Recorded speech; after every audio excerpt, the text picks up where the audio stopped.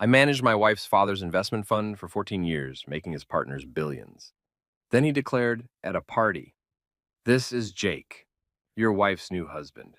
He will replace you. So clean your desk for him." Everyone clapped finally, they said. The next morning, he smirked and asked, "Ready to hand over your client list?" I smiled back and said, "No, I'm here to—" His smile immediately vanished. The champagne flutes caught the light like tiny prisons of gold. I remember that. I remember thinking how appropriate it was. All that wealth, all that power, trapped in delicate glass that could shatter with one wrong move. I was holding one of those flutes when my father-in-law destroyed my life. Everyone, if I could have your attention, please." Richard Calloway's voice cut through the garden party chatter like a conductor's baton. Conversations died mid-sentence. Heads turned. Of course they did. When a man worth north of $3 billion speaks, the world stops spinning. I was standing near the rose arbor, Sarah beside me. My wife, 14 years married. Her hand had been resting on my forearm, warm through the fabric of my suit jacket. I felt her fingers tighten slightly as her father mounted the small platform the caterers had set up near the fountain. "I know you're all wondering why Margaret and I called you here today," Richard continued, his silver hair perfectly styled, his tan perfectly even, his smile perfectly practiced. "Beyond the pleasure of your company, of course." Polite laughter rippled through the crowd. 70, maybe 80 people scattered across the Callaway Estate's south lawn. Partners from the firm, major clients, family friends, the kind of people who measure net worth in commas, not digits. I'd been to 100 parties like this, maybe 200. 14 years of standing in gardens and ballrooms and penthouses, champagne in hand, smile fixed in place, playing the part Richard had written for me. The devoted son-in-law, the loyal employee, the man who knew his place. And I had known it. God help me, I had known it and I had accepted it because that's what you do when you marry into money like this. You bend, you flex, you accommodate. "As many of you know," Richard said, and something in his tone made the hairs on the back of my neck stand up, "my son-in-law, Daniel, has been managing the Callaway Investment Fund for— How long has it been now, Daniel?" Every eye found me. I felt Sarah's hand slip from my arm. 14 years, I said. My voice sounded steady. It shouldn't have. Something was wrong. Something was very, very wrong. 14 years, Richard repeated, like I'd said something remarkable. 14 years of Daniel's steady hand, his conservative approach, his— He paused. The pause stretched. People shifted their weight. His adequate performance. The word landed like a stone in still water. Adequate. Not brilliant. Not exceptional. Not the 37% average annual return I delivered. Not the 18 billion in portfolio growth. Not the zero. Losing years. Adequate. "But all good things must come to an end," Richard continued. And now his smile had edges. "And I think we can all agree that the Callaway Fund deserves more than adequate. It deserves exceptional. It deserves— Well, let me show you." He gestured toward the house. Everyone turned. A man emerged from the French doors. Late 30s, maybe 40. Tall, confident stride. Designer suit that cost more than most people's cars. Sunglasses that caught the afternoon light and threw it back like a challenge. I didn't know him, but Sarah did. I felt it in the way her breath caught, in the subtle shift of her weight away from me, in the hand that had been on my arm and was now clutching her champagne flute like a lifeline. "Everyone," Richard announced, his voice swelling with something that sounded horribly like pride. "I'd like you to meet Jake Morrison. Harvard Business School. 10 years at Goldman Sachs. Most recently, senior partner at Bridgewater Associates. Jake has agreed to take over management of the Callaway Fund, effective immediately." The applause started slowly. Then it built, hands coming together in that peculiar rhythm of the wealthy, enthusiastic enough to show approval, restrained enough to maintain dignity. Jake removed his sunglasses. His eyes found Sarah. He smiled, she smiled back, and something inside my chest cracked like ice in spring. "Jake brings fresh energy," Richard continued over the applause. "Fresh ideas, fresh perspective, the kind of aggressive, innovative thinking that will take us into the next chapter of growth." He paused again. This time I knew the pause was deliberate. This time I knew exactly what was coming. And, as an added bonus, Richard said, his eyes finding mine across the crowd, Jake is also Sarah's new husband-to-be. They've been seeing each other for the past 6 months, and, well, I'll let them share their happy news. The world didn't stop. That's what they tell you, isn't it? That when your life implodes, time freezes, everything goes silent, you float in some suspended moment of catastrophic realization. They're wrong. The world kept spinning. The fountain kept burbling. Someone's champagne flute clinked against another. A woman in a coral dress laughed at something, apparently missing Richard's announcement entirely, and my wife, stepped forward away from me and walked toward Jake Morrison like she was crossing a bridge she had been meaning to cross for a long time. He met her halfway. His arm slid around her waist with the ease of repetition, of habit, of intimate familiarity. We wanted to wait until it was official with the fun before announcing, Sarah said, and her voice was steady and clear and completely devoid of anything resembling shame. But yes, Jake and I are engaged. The wedding is planned for October. More applause, louder this time. A few whistles. Someone shouted, "Congratulations!" I stood very still. My champagne flute was still in my hand. I noticed, distantly, that I hadn't spilled a drop. "So, Daniel," Richard said, and now he was looking directly at me. His smile was the smile of a man who has just pulled off something he's very proud of. "I hope you'll understand. Business is business. And Jake here is simply, well, he's simply better qualified. I'm sure you'll agree, it's nothing personal." Nothing personal. My wife was engaged to another man. My job, the job I'd built from a $300 million starting portfolio to a $21 billion powerhouse, was being handed to that man, and everyone was applauding. "Finally," someone said near the back of the crowd. A man's voice, relieved. "I've been saying for years Daniel was too cautious." "About time," another voice agreed. A woman, this time. Fresh blood was desperately needed.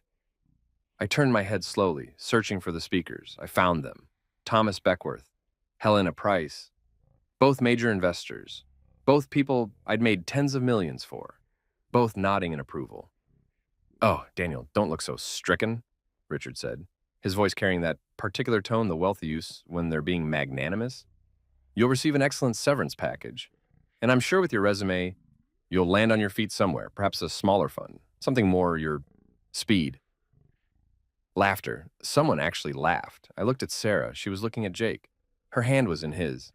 The engagement ring, a diamond I definitely didn't buy, couldn't have afforded, wouldn't have chosen, caught the sunlight and threw rainbows across her dress. "Sarah," I said. She turned. For just a moment, her expression was unguarded. What I saw there wasn't guilt. It wasn't even pity. It was relief. "I'm sorry you had to find out this way," she said. "But honestly, Daniel, we haven't been happy for years. You know that. And when I met Jake at the Hamptons fundraiser last spring, it felt right, like everything finally made sense." 6 months, I said. "You've been 6 months. 7, actually," Jake said. And his voice was smooth and confident and completely untroubled. "But who's counting?" He laughed. Several people joined him. "Now," Richard said, clapping his hands together once, sharply, "let's not let this become awkward. Daniel, I trust you'll clean out your office tomorrow morning. Jake will be moving in by noon. I'd appreciate it if you could leave your client contact list, your files, your analysis reports, everything organized and ready for transition." I looked at him, really looked at him.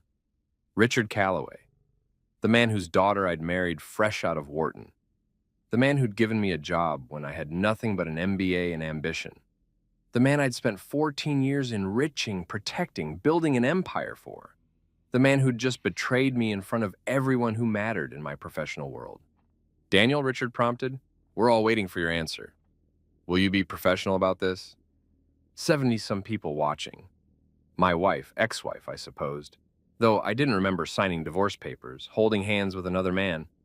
My father-in-law looking at me with that expression of mild impatience he usually reserved for slow waiters in traffic jams. I smiled. "Of course," I said. "I'll be there tomorrow morning." "Excellent," Richard boomed. "Now let's continue celebrating. To Jake and Sarah. To Jake and Sarah," the crowd echoed, raising their glasses. I raised mine too, took a sip. The champagne tasted like metal and ash. Then I set down the glass very carefully on a nearby table. I walked through the crowd, people parted. Some looked away, some looked at me with something like sympathy. Most looked at me like I'd already ceased to exist. I made it to my car, parked in the circular drive with all the other luxury vehicles. Mine distinctly older, distinctly less impressive, and sat in the driver's seat with the door closed and the windows up. I didn't cry, I didn't scream, I didn't punch the steering wheel or tear at my hair or any of the things people do in movies when their world disintegrates. I sat very still, and I began to think, because Richard Calloway had just made three critical mistakes. First, he'd humiliated me publicly, which meant I had nothing to lose. Second, he demanded I hand over my client list tomorrow, which meant he didn't realize what that list actually was. And third, he'd assumed that because he owned the fund, he owned the relationships. He didn't. I pulled out my phone, made a call. It rang 3 times before a familiar voice answered. Daniel, I just heard. Richard is messaging everyone. Are you? I'm fine, I said. Can you meet me at the office? Tonight, 11 o'clock. A pause. Then, of course. But Daniel, what are you thinking? I looked back at the house. Through the windows, I could see the party continuing. People laughing, celebrating. Sarah and Jake at the center of it all, accepting congratulations like conquering heroes. I'm thinking, I said, that Richard just asked me to clean out my desk. And I'm thinking I should be very, very thorough about it. I hung up, started the engine, drove away from the Calloway estate for what I knew would be the last time. Behind me in my rearview mirror, I watched the mansion shrink and fade. I didn't know it then, but I would never speak to Sarah again. I didn't know it then, but Richard Calloway would spend the next 6 months trying desperately to reach me. I didn't know it then, but by this time, next year, Jake Morrison would be unemployed, Sarah would be divorced twice, and the Calloway Investment Fund would be a crater where a fortune used to be. All I knew, driving away in the fading afternoon light, was that tomorrow morning, Richard would ask me to hand over my client list, and I was very much looking forward to telling him no. The Calloway Capital offices occupied floors 47 through 52 of a glass tower in downtown Boston. I'd spent 14 years taking those elevators, 14 years of watching the numbers climb, of feeling that peculiar stomach drop sensation, of stepping out into the reception area with its marble floors and abstract art and carefully cultivated atmosphere, of intimidating wealth. I arrived at 11:15 p.m. The building was nearly empty. A security guard I'd known for 8 years, Marcus, whose daughter was starting at MIT in the fall on a scholarship I'd helped him set up, nodded me through without question. Heard what happened, Marcus said quietly. I'm sorry, Mr. Sutton. Don't be, I said. It's been coming for a long time. That was true. Not the way Marcus thought. Not the betrayal, the replacement, the public humiliation. But the ending, yes, that had been inevitable. You can only build someone else's empire for so long before you start wondering why you don't have your own. The 47th floor was dark, except for emergency lighting. I didn't turn on the overheads. Didn't need to. I'd walked these halls in the dark before, during late nights and early mornings, during the times when the markets were shifting and portfolios needed tending and fortunes hung in the balance. My office was at the northeast corner, windows overlooking the harbor. A view I'd earned. I unlocked the door and stepped inside. Someone was already there. You're late, Michael Chen said from the chair beside my desk. I've been here since 10:45. Do you know how creepy this place is with all the lights off? I flipped the switch. Light flooded the space, revealing Michael's familiar face. 38. Sharp eyes behind stylish glasses. Expensive haircut, slightly mussed from running his hands through it. You could have turned on the lights, I said, and announced to building security that someone's here, please. I do have some sense of drama. He stood, gestured to my desk. So, you want to tell me what we're doing? Michael Chen, my associate analyst for 9 years before I'd helped him move to a senior position at Fidelity. Also my closest friend. Also the only person in my professional circle who'd answered his phone tonight with something other than awkward condolences. I sat down behind my desk, ran my hand across the surface. Mahogany. Real mahogany, not veneer. A gift from Richard on my 5th anniversary with the firm. A symbol of permanence, stability, belonging. How quickly symbols become lies. I need to ask you something, I said, and I need you to answer honestly. When have I ever lied to you? That time you told me the Thai place delivered until midnight. That was a mistake, not a lie. There's a difference. What do you need? I pulled my laptop from my bag, opened it, and turned it toward him. On the screen, a spreadsheet. Names, numbers, percentages, dates. Michael leaned forward. His eyes tracked across the data.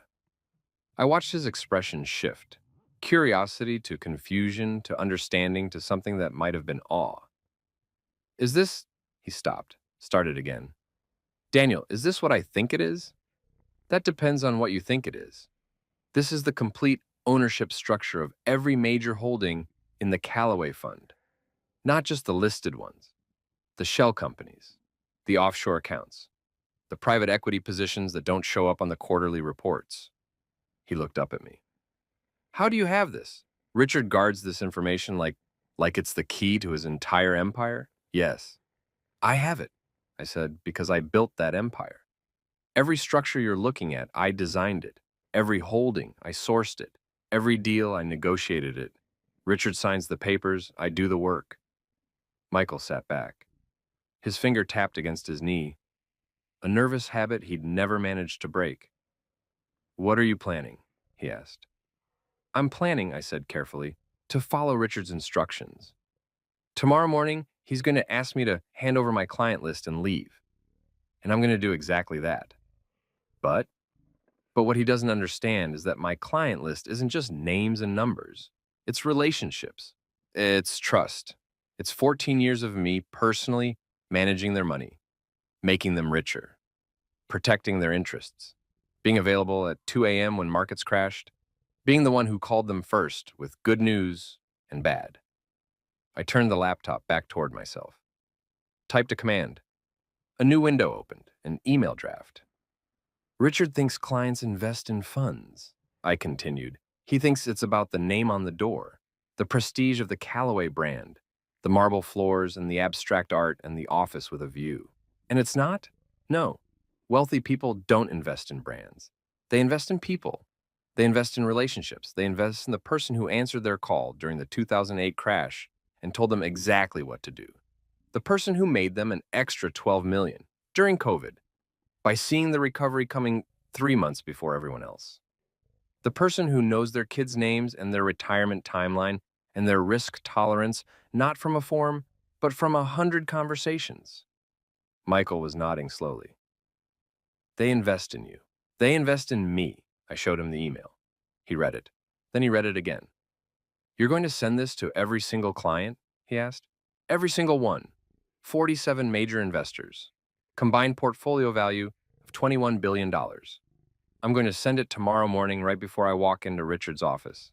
And you're telling them, I'm telling them the truth, that I'm leaving Callaway Capital, that I'm starting my own fund, that their investment is portable if they choose to move it, and that if they want to continue working with me, with the person who's actually been managing their money, they have 30 days to transfer their assets. Michael let out a long breath. Richard will sue you into the ground. Non-compete clause. Client poaching. Breach of fiduciary duty. He'll bury you in legal fees before you can... My employment contract expired 18 months ago, I said. Richard never renewed it. He kept saying he would, kept promising his lawyers were drafting something new. It never happened. I have no non-compete. I have no non-solicitation agreement. I'm free to start my own fund and contact anyone I want. The room went very quiet. He forgot, Michael said finally. He forgot. Because I was family. Because I was his daughter's husband. Because he thought I'd never leave, never question, never challenge. He took me for granted, and now you're going to destroy him. I shook my head. No, I'm going to do exactly what he told me to do. I'm going to be professional. I'm going to clean out my desk. I'm going to hand him my client list. But the clients won't be his anymore. That's not my problem. That's his failure to maintain relationships. I'm just exercising my right to start a new business and inform people who've worked with me for over a decade where I'll be. Michael stood up, paced to the window, looked out at the dark harbor. Lights reflected on the water like scattered diamonds. This will work, he said quietly. You know that, right? You're not hoping or dreaming or taking a wild shot. This will actually work. Half those clients will follow you, and maybe more. I know.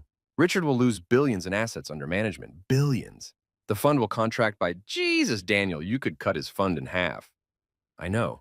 He'll be ruined. Not financially, he's too rich to ever actually be broke. But professionally, reputation-wise, everyone will know Jake Morrison drove away Richard's entire client base in less than a month.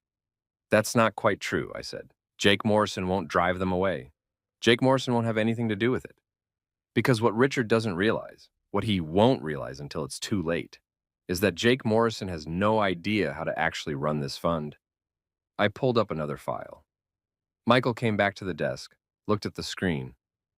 For 14 years, I said, I've been the one doing the real work, the analysis, the modeling, the risk assessment, the relationship management. Richard handles the schmoozing. Jake probably handles it too. He seems like a schmoozer. But schmoozing doesn't make money. Strategy makes money. Work makes money. Knowing which tech startup to invest in before anyone else does. Knowing when to short a sector before it collapses. Knowing how to structure a deal so the tax burden falls in the right place at the right time. And Jake doesn't know how to do that. Jake knows how to follow trend lines and make PowerPoint presentations. I checked his record at Bridgewater. Public information. He was fine, solid. He managed a $4 billion portfolio and returned 8% annually. Very respectable. But you returned 37%. I returned 37% for 14 years. Through crashes and recoveries and bull markets and corrections consistently. Do you know how rare that is? Very. Extraordinarily rare. There are maybe a dozen fund managers in the world who can claim that record. And Richard just handed my entire portfolio to someone whose greatest achievement is being adequately above average. Michael sat down again, looked at me with something like wonder. You're not angry, he said. Of course I'm angry. No. I mean, you're not furious. You're not losing your mind. You're not calling Richard names or throwing things or plotting elaborate revenge fantasies. You're calm, you're methodical, you're professional. Terrifying. I smiled. First genuine smile since the party. Richard asked me to be professional. I'm going to be extremely professional. And Sarah? The smile faded. What about Sarah? Are you gonna, I don't know, fight for her? Try to win her back? She's your wife. She's engaged to another man. She's been sleeping with him for 7 months. She looked me in the eye today and said it felt right, like I was a jacket that didn't fit anymore. Something to be donated, disposed of, forgotten. So you're just going to let her go? I thought about that, about 14 years of marriage. About the woman I'd loved, or thought I'd loved, or had once loved, and somewhere along the way stopped loving without noticing. About the way she'd smiled at Jake, the relief in her eyes.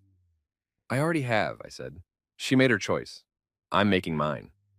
Michael nodded slowly. Then he pulled out his phone, typed something, and showed me the screen. It was a text he'd drafted but not sent. Count me in.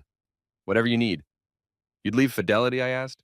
You've got a great position there, senior analyst, real equity. Why would you risk that?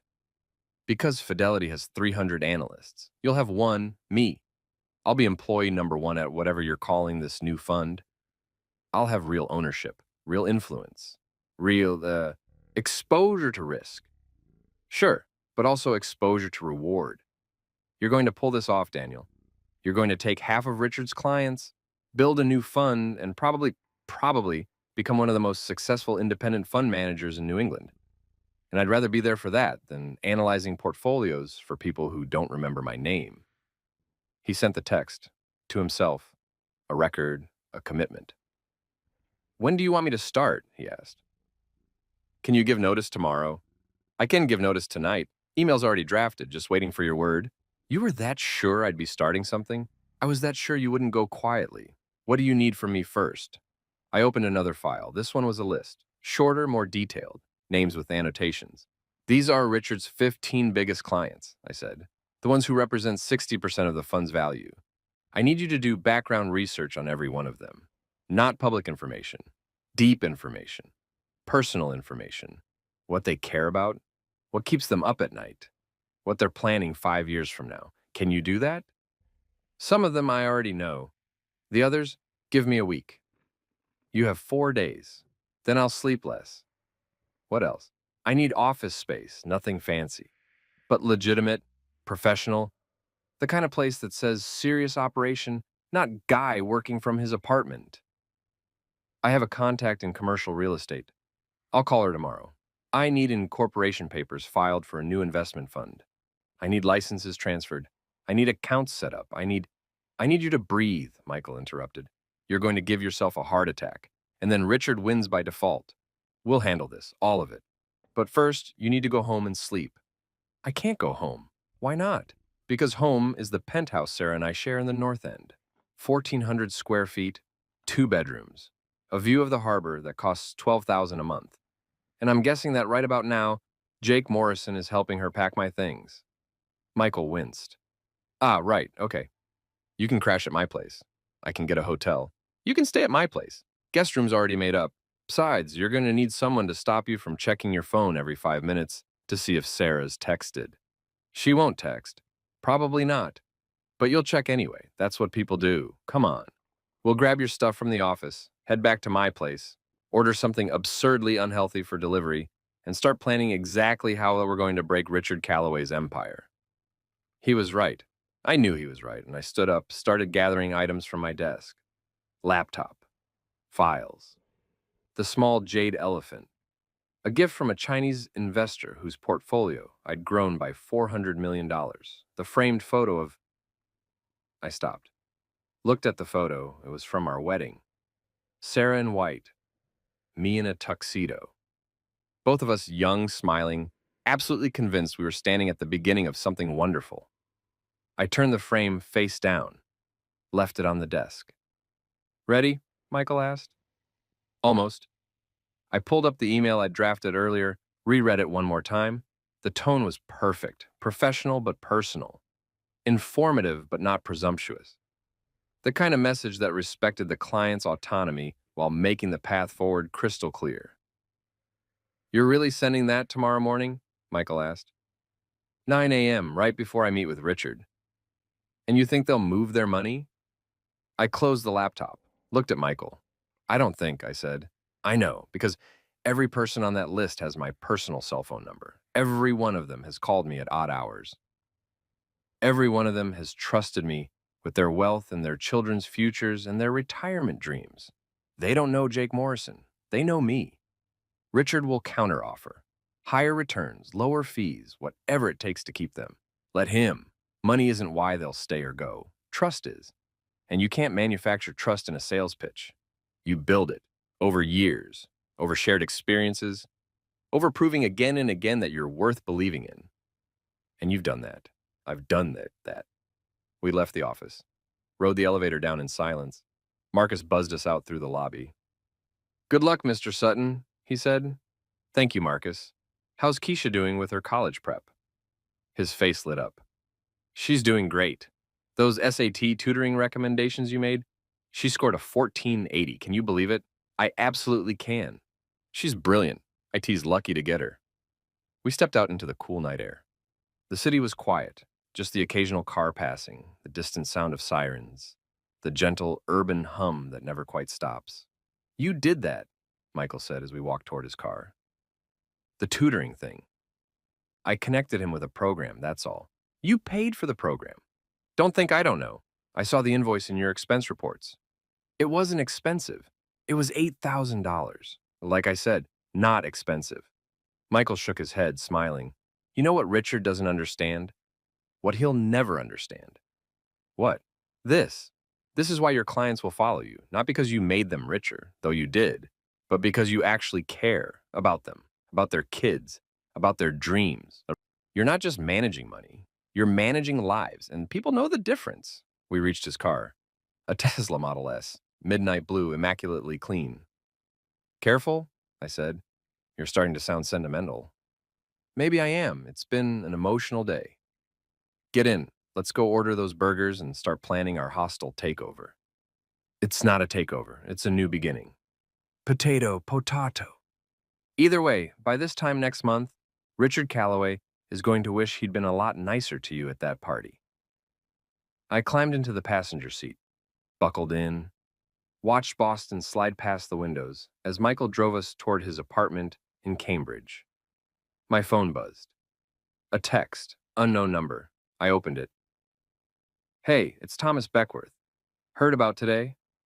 Just wanted to say, I know I laughed at Richard's announcement, but that was awkward social reflex, not genuine amusement. You've done great work for me.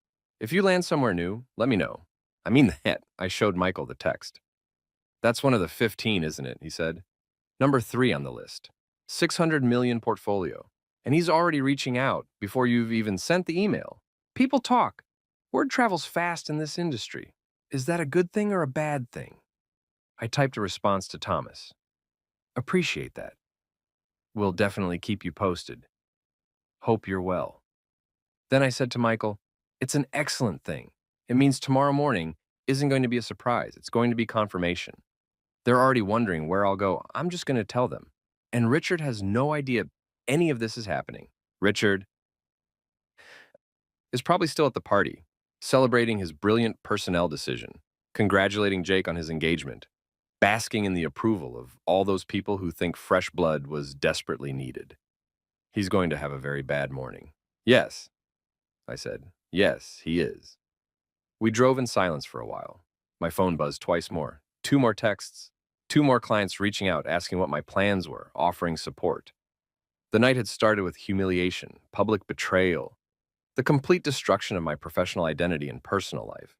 But somewhere between that garden party and this car ride, something had shifted. I wasn't the victim of Richard Calloway's ambition anymore.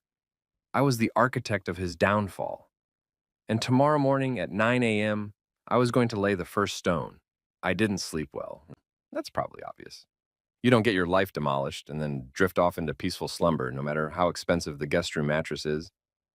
I lay there in Michael's guest room, which was decorated in shades of gray and had the impersonal feel of a space designed by an algorithm, and watched shadows move across the ceiling, car headlights from the street below, occasional footsteps from Michael's room, the building settling. Mostly, I thought about Sarah.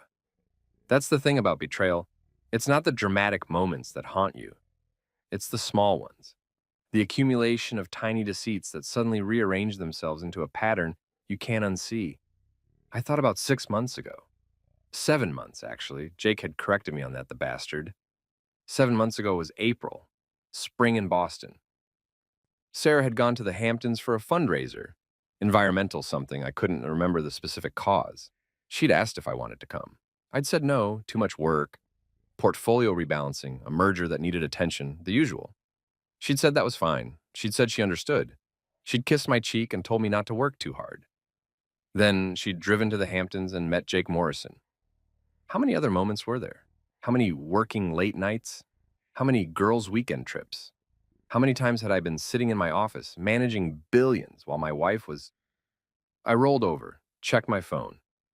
3:47 a.m., 4 messages, all from different clients, all variations on the same theme. What's your next move? I didn't respond. Not yet. The email would go out in 5 hours, everything formal, everything documented, everything by the book. At 4:15, I gave up on sleep. Showered in Michael's guest bathroom. I'd packed an overnight bag the night before, one of the first things we'd grabbed from my office, where I kept a spare suit for emergencies. I dressed carefully. Navy suit, white shirt, silver tie. The uniform of a man who knows exactly what he's doing. Michael was already awake when I emerged. He was in his kitchen, 3 monitors set up on his dining table, typing rapidly. Client profiles, he explained without looking up. Figured I'd get started. I've got deep background on 7 of the 15 so far. Did you know Patricia Hendricks, number 5 on your list, is planning to start a nonprofit for music education?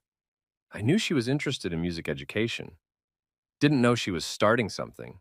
Well, she is. Filed the paperwork 3 weeks ago. Hasn't announced it publicly yet. Probably waiting for the right moment. Seems like the kind of thing a forward-thinking fund manager might want to support. Maybe offer some financial structure advice, pro bono, of course. I smiled. You're learning. I've been paying attention. Coffee? God, yes. He poured me a cup. Black, no sugar, exactly how I take it. We'd worked together long enough that this kind of thing was automatic. What time's your meeting with Richard? Michael asked. Officially, 9:30. He emailed last night, very formal, very curt. Subject line, Transition meeting, like I'm a project being handed off. What time are you sending the email? 9 a.m. I want it in their inboxes a full 30 minutes before Richard and I talk. That way, when he asks me to hand over my client list, I can honestly say I've already been in touch with them. He's going to lose his mind, probably. He might try to stop you, physically, I mean. He might, I don't know, he's going to be very upset. Richard won't do anything physical. He's a businessman. He'll threaten legal action. He'll call me names. He'll try to intimidate me into backing down, but he won't actually do anything violent. That's not his style. And if I'm wrong, if he does try something, then I'll have an even better lawsuit. But it won't come to that. Richard's going to be shocked, yes. Angry, absolutely. But mostly, he's going to be calculating. He's going to immediately start thinking about damage control, how to spin this, how to keep the clients who don't leave it, how to salvage his reputation. Michael took a sip of his coffee. You've really thought this through. I've had 14 years to think it through. I just didn't know I was thinking it through until yesterday afternoon. We spent the next few hours in quiet preparation. Michael continued his research. I reviewed my email one final time, made minor adjustments, checked every sentence for tone and clarity. At 8:45 a.m., I opened my laptop, pulled up the recipient list. 47 names. 47 people who'd trusted me with their wealth. My finger hovered over the send button. Having second thoughts? Michael asked. No, just appreciating the moment. This is the kind of thing you don't get to do twice in a lifetime. The kind of thing that either launches you into a new stratosphere or destroys you completely. No pressure, I agreed. At exactly 9 o'clock a.m., I pressed send. The email went out. 47 simultaneous messages, each one personalized with the recipient's name, each one containing the same basic information. I was leaving Callaway Capital. I was starting my own fund, Sutton Capital Management. I would be offering the same level of service, the same strategic approach, the same personal attention they'd come to expect. If they chose to move their assets, I would facilitate the transition. If they chose to stay with Callaway, I wished them well and appreciated our time working together. Professional, courteous, clear, devastating. My phone started buzzing immediately. Texts, calls. I ignored them. I'd respond later. Right now, I had an appointment to keep. You're really going in there? Michael asked. I told Richard I'd clean out my desk and hand over my client list. I'm a man of my word. You're insane. Possibly. Wish me luck. You don't need luck. You need a lawyer on speed dial and maybe a bodyguard. I grabbed my bag, already packed with the last personal items from my office. I'll text you when I'm done. If you don't hear from me in 2 hours, assume Richard's had me thrown out a window. That's not funny. Little bit funny. I left Michael's apartment.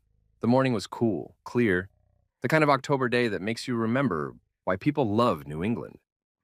I walked to the T station, took the Green Line downtown, emerged near my office building. My office building. That phrase was going to take some adjusting. Marcus was at his post. He looked at me with concern. Mr. Sutton, are you sure you want to? I'm sure, thanks, Marcus. I rode the elevator up, stepped out onto the 47th floor. The receptionist, Diane, who'd worked here longer than I had, looked up and immediately looked away, uncomfortable. He's in his office, she said quietly. He's expecting you. Thank you, Diane. I walked past her desk, down the hall, toward the corner office. Richard's office, the big one. The one with 2 walls of windows and furniture that cost more than some people's houses. The door was open. Richard was at his desk. Jake was standing beside him. Both of them looked up as I entered. Daniel, Richard said. His voice was cold. All the magnanimous pretense from yesterday was gone. This was Richard Callaway, the businessman. The shark. You're late. I checked my watch. 9:32 a.m., 2 minutes. Traffic, I said. I closed the door. I did. Then I walked to the center of the office and set my bag down. Inside it, a portable hard drive, a few personal items, nothing that belonged to the company. I trust you've prepared the client list, Richard said. I have. And the files, the analysis reports, the transition documents Jake will need, all accessible from the server. Jake can have IT give him my login credentials. Everything's organized by client name. Jake shifted his weight. He hadn't said anything yet. I wondered if he was uncomfortable, if some small part of him recognized the absolute wrongness of the situation. Probably not. People like Jake don't get ahead by having consciences. Good, Richard said. Then I believe we're done here. I'll have HR send over your severance paperwork. You'll be receiving 6 months' salary, which is more than generous, considering. Considering what? I interrupted. Considering I made you billions? Considering I worked 14-hour days for 14 years? Considering I sacrificed my health, my personal life, and apparently my marriage to build your legacy? Richard's expression hardened. Considering you were adequately compensated for your time. You received an excellent salary, benefits, bonuses. You lived well. Don't stand in my office and pretend you were some kind of victim. I'm not pretending anything. I'm just clarifying. You asked me to be professional. I'm being professional. But let's not pretend this was some kind of mutual, amicable parting. You betrayed me. You humiliated me. You threw me away like I was nothing. You were becoming complacent, Richard snapped. Your returns were good, fine, they were excellent. But your strategy was conservative, boring. The fund needed fresh energy, innovation, risk tolerance, things you've never had. I had a 37% average annual return, which could have been higher with more aggressive positioning, or could have been catastrophically lower, but you'll find that out soon enough. Jake finally spoke. Is that a threat? I looked at him, really looked at him. He was handsome, I'd give him that. Confident.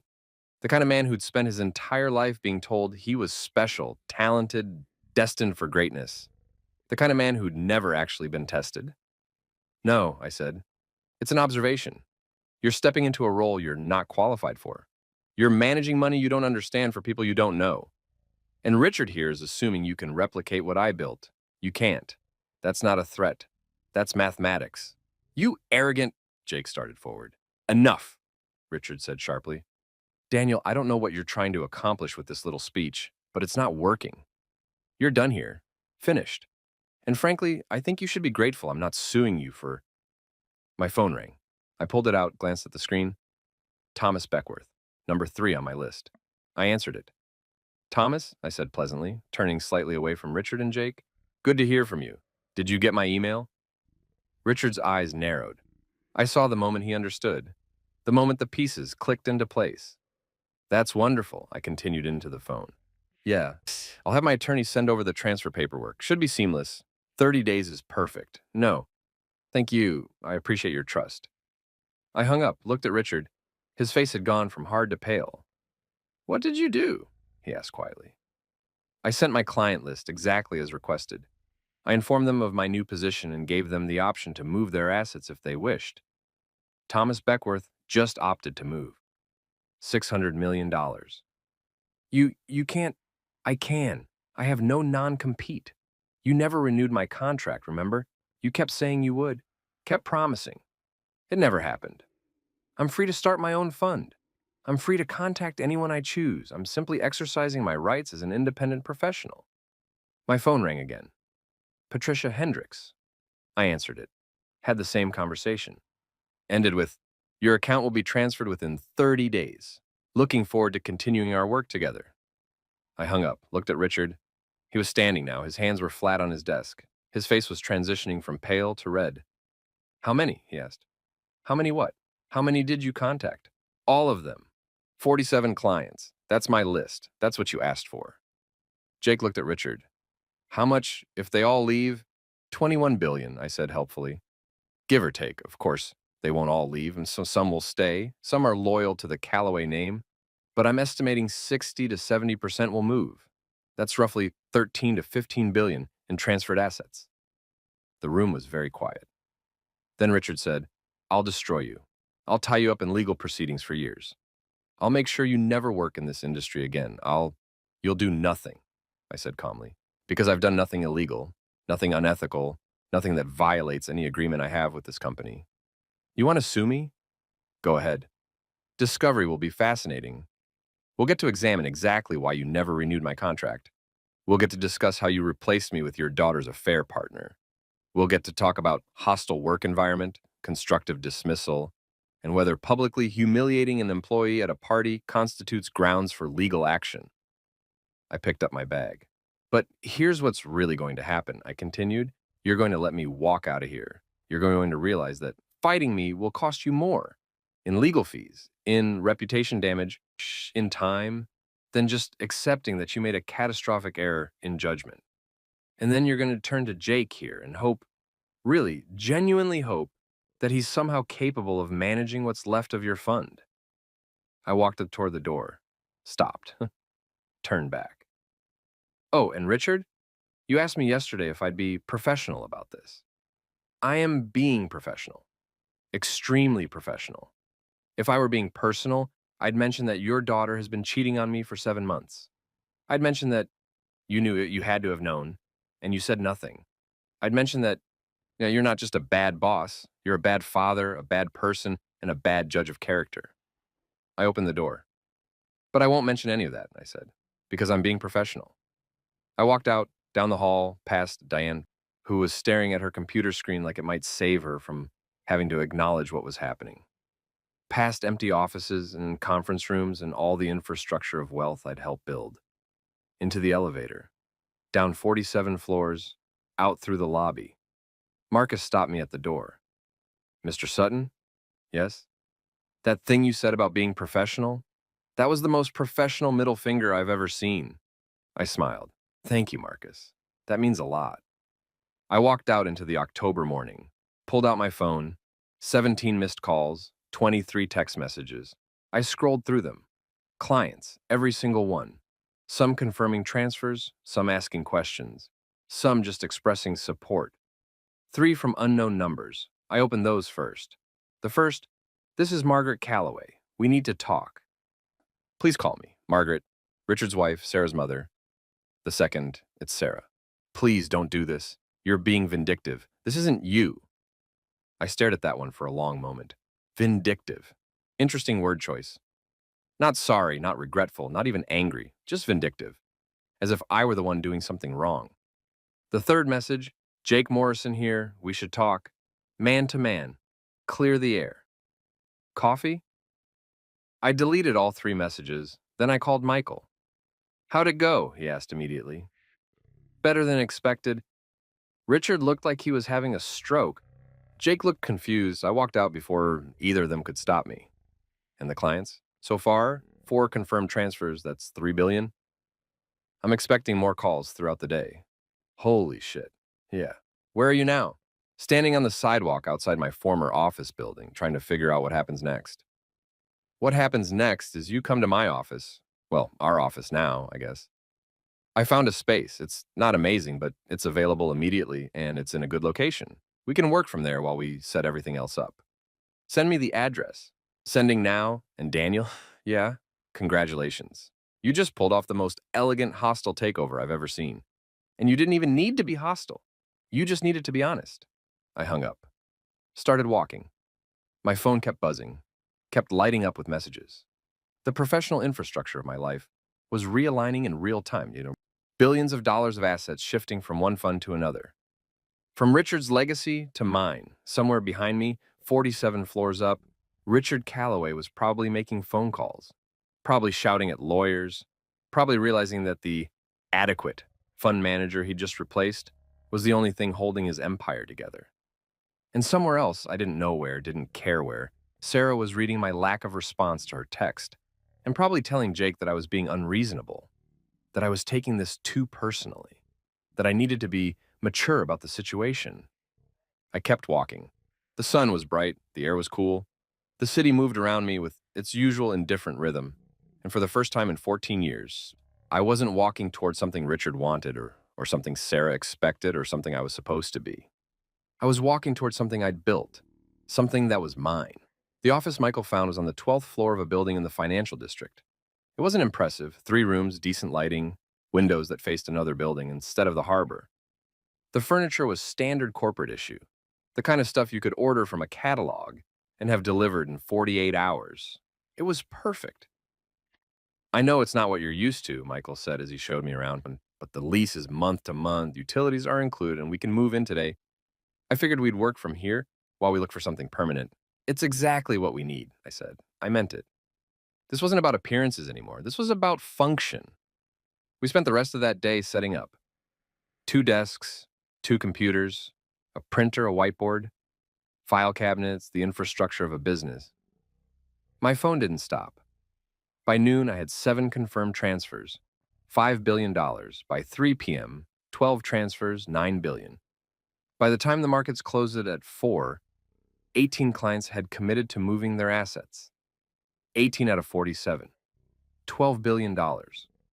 Richard had lost over half his fund in 7 hours.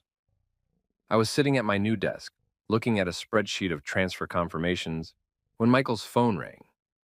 He answered it, listened, and his expression shifted to something I couldn't quite read. "Yes, she's right here," he said. Then to me, "Margaret Calloway wants to come by. She's in the building. Downstairs." I sat back. "Did you tell her where we are?" "No, she already knew. She said she got the address from Thomas Beckworth." Of course she did. Thomas and Margaret were friends. I should have anticipated this. "Tell her to come up," I said. Michael relayed the message, hung up, and looked at me with concern. "Are you sure about this?" "No, but avoiding her won't make her go away. And honestly, I am curious." 5 minutes later, there was a knock on the door. Michael opened it. Margaret Calloway was 63 years old and had the kind of elegant presence that comes from a lifetime of wealth. Silver hair in a perfect bob. Designer clothes that probably cost more than our entire office setup. Pearls. Always pearls. She looked around the office, at the plain walls, at the basic furniture, at me, sitting behind a desk that couldn't have been more different from the mahogany monument I'd had yesterday. "Daniel," she said. "Margaret, may I sit?" I gestured to the chair across from my desk. She sat, folded her hands in her lap. Comforted, but I could see the tension in her shoulders. "Would you like coffee?" Michael offered. "Water?" "No, thank you." She looked at him. "Would you mind giving us a moment?" Michael glanced at me. I nodded. He left, closing the door behind him. Margaret and I sat in silence for a moment. Outside, the city hummed its endless song. Inside, the air conditioning clicked on with a mechanical sigh. "I didn't know," she said finally. "About Sarah and Jake. I want you to understand that. Richard knew. He knew for months, but he didn't tell me. I found out yesterday at the party, along with everyone else. I believed her. Margaret had always been kind to me. Not warm. Margaret wasn't a warm person, but fair, respectful. She'd treated me like family, not like an employee who'd married into the dynasty. "Okay," I said. When I realized what Richard had done, I told him he was a fool, that he'd just destroyed the best thing that ever happened to his fund. He didn't listen. He said you were replaceable. He said Jake was an upgrade. He said—" She stopped, looked down at her hands. "He said I didn't understand business," she finished quietly. "That I should let him handle it. That's what he always says when he doesn't want my input. Let me handle it." "Why are you here?" I asked. Not unkindly, just honestly. Because this morning, Richard got 18 phone calls from clients announcing they were leaving. By this afternoon, that number had grown to 25.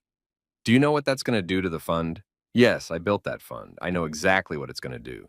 It's going to crater us. Not financially, we have personal wealth beyond the fund, but professionally, reputationally. Richard's entire legacy, 50 years of building the Calloway name, is going to be reduced to a cautionary tale about what happens when you mistreat your top talent. That's not my problem. I know. I'm not here to ask you to fix it. I'm not even here to ask you to stop. I'm here to—" She paused, searching for words. "I'm here to apologize. For my daughter. For my husband. For the way you were treated. You deserved better." I sat with that for a moment. An apology from Margaret Calloway. Sincere, from what I could tell. "Thank you," I said. "It won't change anything, will it?" "No." She nodded like she'd expected that. "Sarah came home last night. She was furious. She said you were being petty, that you were trying to punish Richard for something that had nothing to do with business, that you were sabotaging the fund out of spite." "What did you tell her?" "I told her she was a fool, that she'd thrown away a good man for—" She stopped herself. "Well, Jake seems nice enough, but he's not you. And the way she and Richard went about this, the public humiliation, the calculated cruelty, it was unconscionable." My phone buzzed. Another text. Another client confirmation. 26, I said, glancing at the screen. That's James Hartley. He's moving 400 million. Margaret closed her eyes briefly. Richard is beside himself. He's been calling lawyers all day, trying to find some legal avenue to stop you. They keep telling him there isn't one, that you're within your rights, that he should have renewed your contract. He should have. He will now regret that oversight for the rest of his life. We sat there, two people who'd shared holiday dinners and family gatherings and 14 years of awkward in-law dynamics, now sitting across from each other in the wreckage of everything that used to be. I need to ask you something, Margaret said, and I need you to be honest. Okay.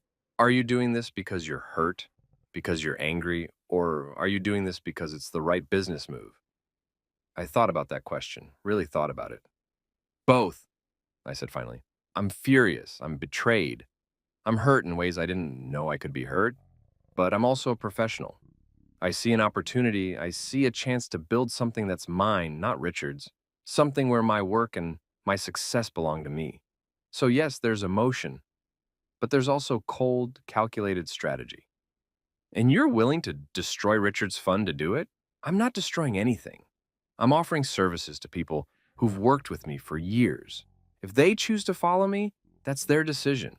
If the fund collapses as a result, that's because the fund was built on relationships Richard thought he owned, but never actually had. Margaret stood, smoothed her skirt. You're right, of course. Richard treated you like property, like you came with the marriage, like you were part of the estate. He thought loyalty was something you could command, rather than something you had to earn. She walked to the door, stopped, turned back. For what it's worth, she said, I always liked you, Daniel. You were good for Sarah. You grounded her, made her think about things beyond shopping and social climbing. I don't know what happened between you two, when the love turned to indifference, but I'm sorry it ended this way. So am I. Will you, she hesitated, will you at least think about Sarah? About maybe talking to her, and not for Richard's sake, not for the fund, just for closure for both of you. There's nothing to say. There's always something to say, even if it's just goodbye. She left. The door closed. I sat there, staring at nothing. Michael came back in. That looked intense. It was an apology. Did it help? No, but it was nice to hear anyway. You want to call it a day? It's almost 6. We've been at this since before dawn. I checked my phone. 3 more texts during Margaret's visit, 2 more transfer confirmations, 1 message from someone I didn't recognize. I opened that one. This is Amanda Sutton. I think you're my brother. I read it 3 times. Daniel? Michael's voice seemed to come from very far away. You okay? You look like you've seen a ghost. I think I might have, I said. I showed him the message. Michael read it. You have a sister? I have no idea. My parents died when I was 26. Car accident. They never mentioned any other children, but what? But maybe they had secrets. Maybe there were things I didn't know about my own family. Maybe on the day when everything I thought I knew was revealed to be a lie, one more revelation shouldn't surprise me. I called the number. A woman answered. Daniel? Who is this? My name is Amanda Sutton. I'm 32 years old. I was adopted as an infant. 3 months ago, I did one of those DNA tests, the ancestry ones.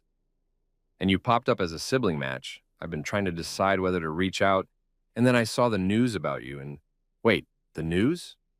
It's all over the financial sites. Top fund manager leaves Callaway Capital, takes billions in assets.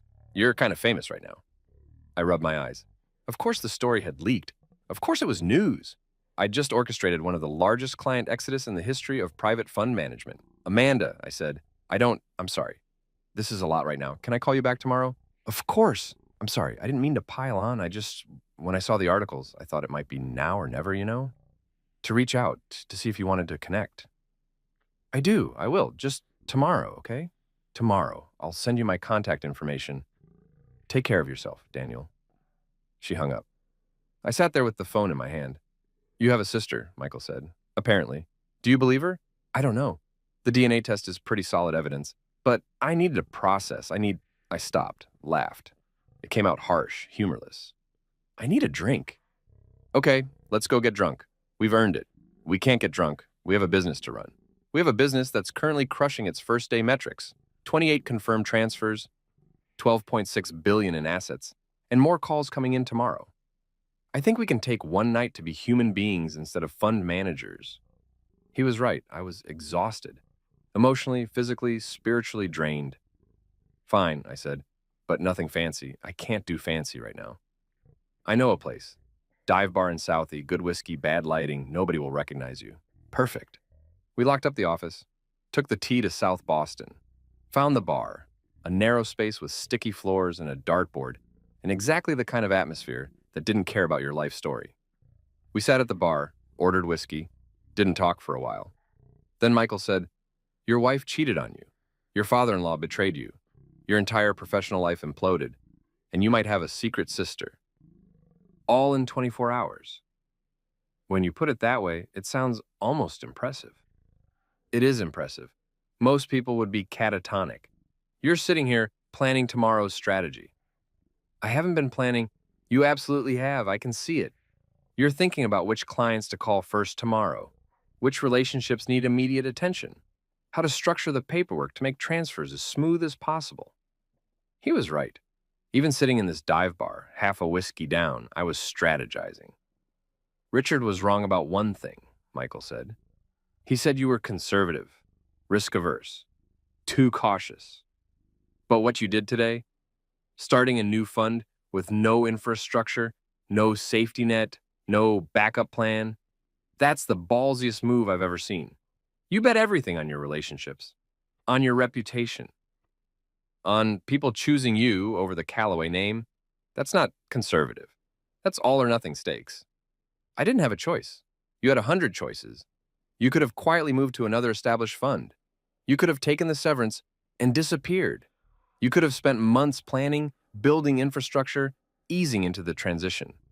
Instead, you sent one email and burned every bridge in 7 hours. That's not strategy. That's courage. I looked at my glass. The whiskey caught the dim bar light and held it. I'm going to tell you something, I said, and I need you to keep it between us. Always. I'm terrified, absolutely terrified, because all of this, only works if those clients actually transfer their money. If the paperwork goes through, if nobody changes their mind, we have transfer confirmations. But we don't have actual transferred assets. Not yet. And between now and when that money hits our accounts, there are 30 days for things to go wrong. For Richard to counteroffer. For Jake to prove himself. For my clients to have second thoughts. They won't. They might. And if they do, I'm finished. I've got no job, no wife, no safety net. I've got an office we're renting month to month and a business that exists entirely on promises. If this fails, I don't just lose. I lose everything. Michael was quiet for a moment. Then he said, "You're right. It could fail. The transfers could fall through. Richard could mount an effective counter-campaign.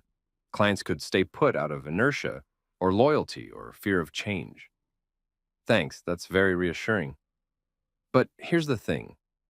I've watched you work for 9 years. I've seen how you handle clients, how you build trust, how you make people feel heard and valued and understood. And I'm telling you, those relationships are real. They're not going to evaporate because Richard offers a lower fee structure or Jake makes a slick presentation. The transfers will happen, the business will succeed, because you're not betting on luck. You're betting on 14 years of being excellent at what you do. I finished my whiskey, signaled the bartender for another. What about Sarah? I asked. What about her? Do I talk to her? Margaret said I should. For closure. Do you want to talk to her? No, yes, I don't know. Part of me wants to scream at her. Ask her when it started and ask her if she ever actually loved me or if I was just convenient. Ask her. I stopped. God, but I sound pathetic. You sound human. You just found out your wife of 14 years has been cheating on you for 7 months. You're allowed to sound however you want. I don't want to give her the satisfaction of seeing me hurt. Then don't. Let the divorce lawyers handle it. You don't owe her a conversation. You don't owe her anything. The bartender delivered our second round. We drank in silence. My phone buzzed. I ignored it. It buzzed again. You should check that, Michael said. Could be important. I pulled out the phone. 2 new messages. The first was from client number 33. Count me in, transferring assets next week. The second was from Sarah. We need to talk about dividing assets in the apartment. Call me. I showed both messages to Michael. Well, he said, The business is growing and the personal life is ending. That's progress, right? That's something, I agreed. We stayed at the bar until midnight, got progressively drunker, talked about everything except what actually mattered. By the time we left, the city was quiet and cold and my head was pleasantly numb. Michael poured me into an Uber. Go to my place. Sleep in the guest room. We'll deal with tomorrow when tomorrow comes. I need to find my own place. You will, but not tonight. Tonight, you just need to sleep. I gave the driver Michael's address, watched Boston slide past the windows, lights and shadows and the endless anonymous architecture of a city that doesn't care about your problems. When I got to Michael's apartment, I didn't go to the guest room. I sat on his couch and opened my laptop. Checked the business email. 47 messages. I read through them all. Confirmations, questions, 3 new transfer commitments, 31 total, 14 billion in committed assets. Richard's fund was a third the size it had been yesterday. I checked my personal email. Divorce papers. Sarah's lawyer had already filed. Fast work. I opened the document, read through the terms. She wanted the apartment, the car, half of everything I'd ever earned during our marriage. I closed the laptop, sat in the dark, thought about 14 years of a life that had seemed stable and real and permanent. Thought about how quickly everything can fall apart. Thought about tomorrow and the day after and all the days stretching forward into a future I couldn't quite see yet. My phone buzzed one more time. Amanda Sutton. No pressure, but if you want to meet, I'm free this weekend. Coffee? I promise I'm not a serial killer. I smiled despite everything. Typed back, coffee sounds good. Saturday? Her response came immediately. Saturday's perfect. I'll send you a location. Sleep well, big brother. Big brother. I had a sister, I had a business. I had an empty apartment waiting for me to clear out my things. I had a future that looked nothing like the past. I sat there until dawn, watching the darkness slowly give way to gray, then pink, then gold. And when the sun finally rose over Boston, I stood up, showered, dressed in yesterday's suit, and went back to the office. There was work to do. The next 30 days were the longest month of my life. Not because they were difficult, though they were. Not because I was constantly busy, though I was. But because every single day I woke up wondering if this would be the day it all fell apart. The day clients changed their minds. The day Richard found some legal loophole. The day I discovered I'd miscalculated, overreached, bet everything on a hand I couldn't win. It never came. Instead, what came was this. On day 2, client number 34 called to confirm her transfer. $300 million. She also told me Richard had personally called her to discuss her options. When she'd informed him she was moving to my fund, he'd called me an ungrateful opportunist and hung up on her. She said that confirmed she was making the right decision. On day 5, when Jake Morrison published an op-ed in the Financial Times about the future of aggressive growth investing. It was full of buzzwords and empty promises and absolutely no substance. 3 more clients called me that afternoon to confirm transfers. On day 8, Sarah's lawyer sent another email. They wanted to settle the divorce quickly.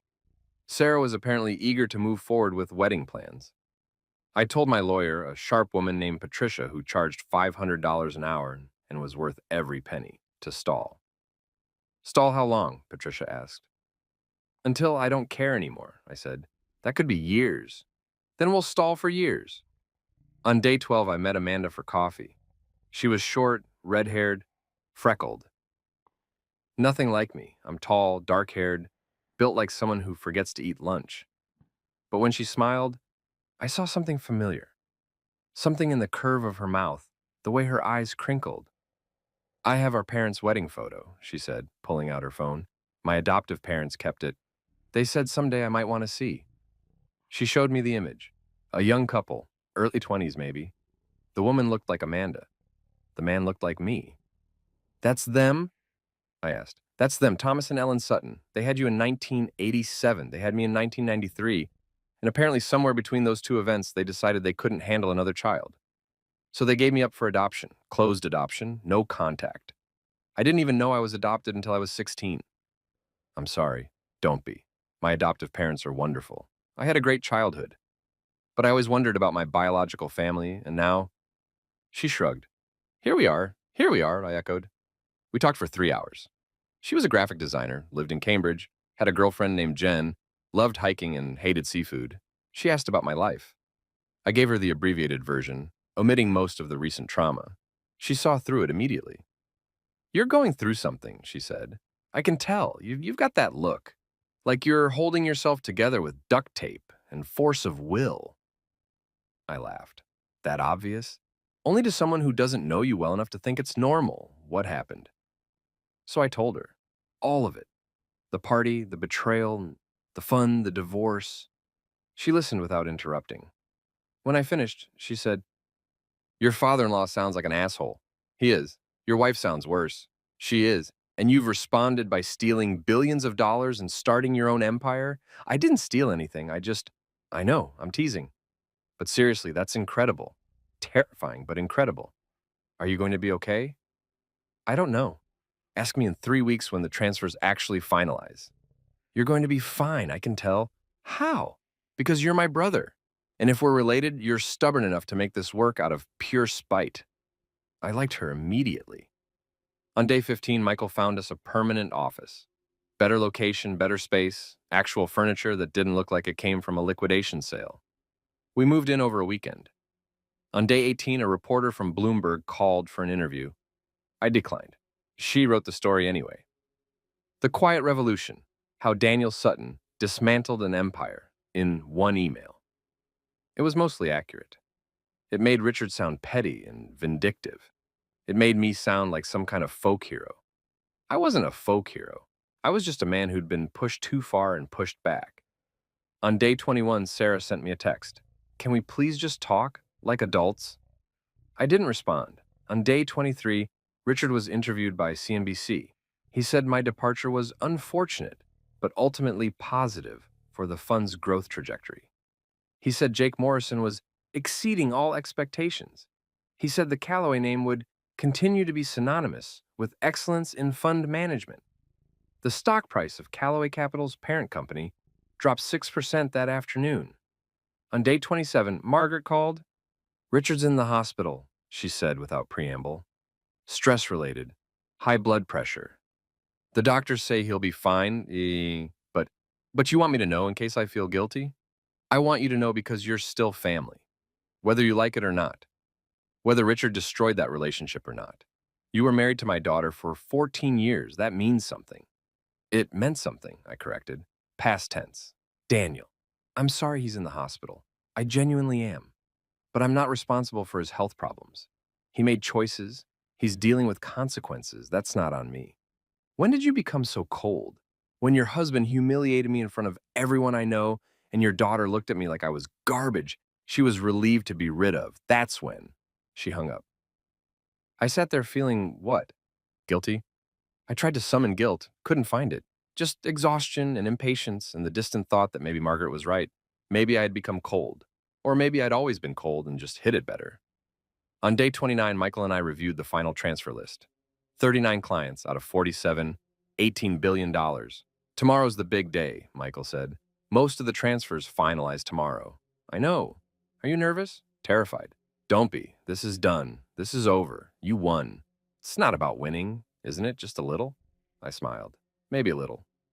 That night, I couldn't sleep. Again. I'd gotten maybe 4 hours a night for the past month. My body was running on coffee and adrenaline and stubborn refusal to collapse. I sat in my new apartment, a furnished short-term rental in the Back Bay, nothing like the penthouse I'd shared with Sarah, and watched the clock. 11:47 p.m., 11:53 p.m., 11:59 p.m., midnight, day 30, my phone stayed silent. At 6:37 a.m., it buzzed. Michael. First transfer just hit our account. Thomas Beckworth, 600 million. It's real. It's actually happening. I closed my eyes, breathed. By noon, 16 billion had transferred. By 5 p.m., 18 billion. We'd done it. I'd done it. I sent one text to Richard. As requested, all client transitions are complete. Wishing you and Jake the best with the fund's future. Professional, polite, devastating. He didn't respond. At 6 p.m., Patricia called. Sarah's agreed to settle. You keep your premarital assets, she keeps the apartment and car. You split the marriage savings down the middle. It's equitable. Fine. You don't want to negotiate? No, I want it done. Then it's done. I'll file the final papers. Divorce should be official in 60 days. I hung up. Sat in my new office, our office, mine and Michael's, the place we'd built from nothing in 30 days, and looked out the window at Boston. The city looked exactly the same. Indifferent and busy, alive. But I was different. 30 days ago, I'd been married, employed, comfortable. I'd been Daniel Sutton, fund manager, son-in-law, part of the Callaway dynasty. Now I was Daniel Sutton, founder of Sutton Capital Management, manager of 18 billion in assets, architect of his own future. Also, brother, friend, survivor. Also, alone. That last part was harder than I'd expected. The aloneness. I'd spent 14 years as half of something, half of a marriage, half of a partnership, half of a family structure. And now that structure was gone and I was just me. Some days that felt like freedom. Some days it felt like falling.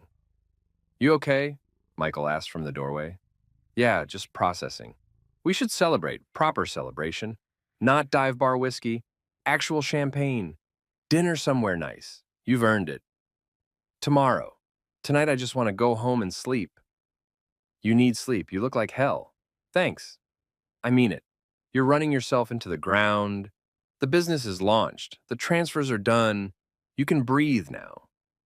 I will, soon, I promise. He left. I stayed. As the sky darkened and the city lights flickered on, I pulled out my phone, scrolled through messages, clients congratulating me, colleagues reaching out, Amanda sending me funny memes, Michael reminding me to eat something. One message from Sarah. I heard the transfers went through. Congratulations, you proved your point. I stared at that message for a long time. Prove my point. Like this was about point proving. Like I'd orchestrated this entire thing just to show her, what? That I was valuable? That I mattered? That leaving me was a mistake? I typed a response. This was never about you. Deleted it. Typed. You don't understand anything. Deleted it. Typed. I hope you and Jake are happy together. I genuinely mean that. Sent it. She didn't respond. I went home, slept for 12 hours. Woke up to a world that was somehow both completely different and exactly the same. Made coffee, checked the markets, read the news. Bloomberg headline, Sutton Capital Management launches with 18 AUM, marking largest new fund debut in decade.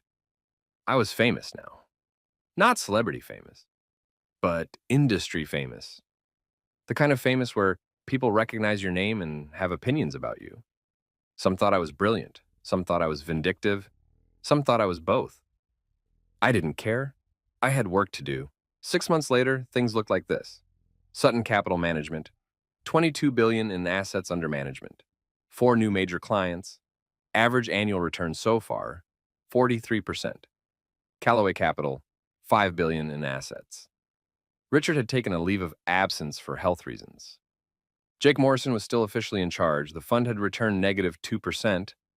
Sarah and Jake had gotten married in October as planned. Small ceremony. I heard about it from Amanda, who heard about it from someone who'd been there. I didn't care. That was the strange thing. I thought I would care. Thought it would hurt.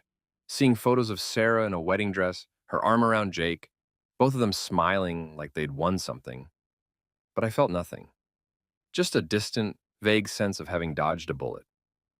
My divorce was finalized in December. I signed the papers in Patricia's office, wrote a check for the settlement amount, and walked out a legally single man. Michael threw me a divorce party. Just the two of us, Amanda and Jen, a handful of friends from the industry. We went to a nice restaurant, drank too much wine, told stories. Amanda gave a toast. To my brother, who responded to life falling apart by building something better. And to revenge served cold, professionally, and with excellent legal documentation.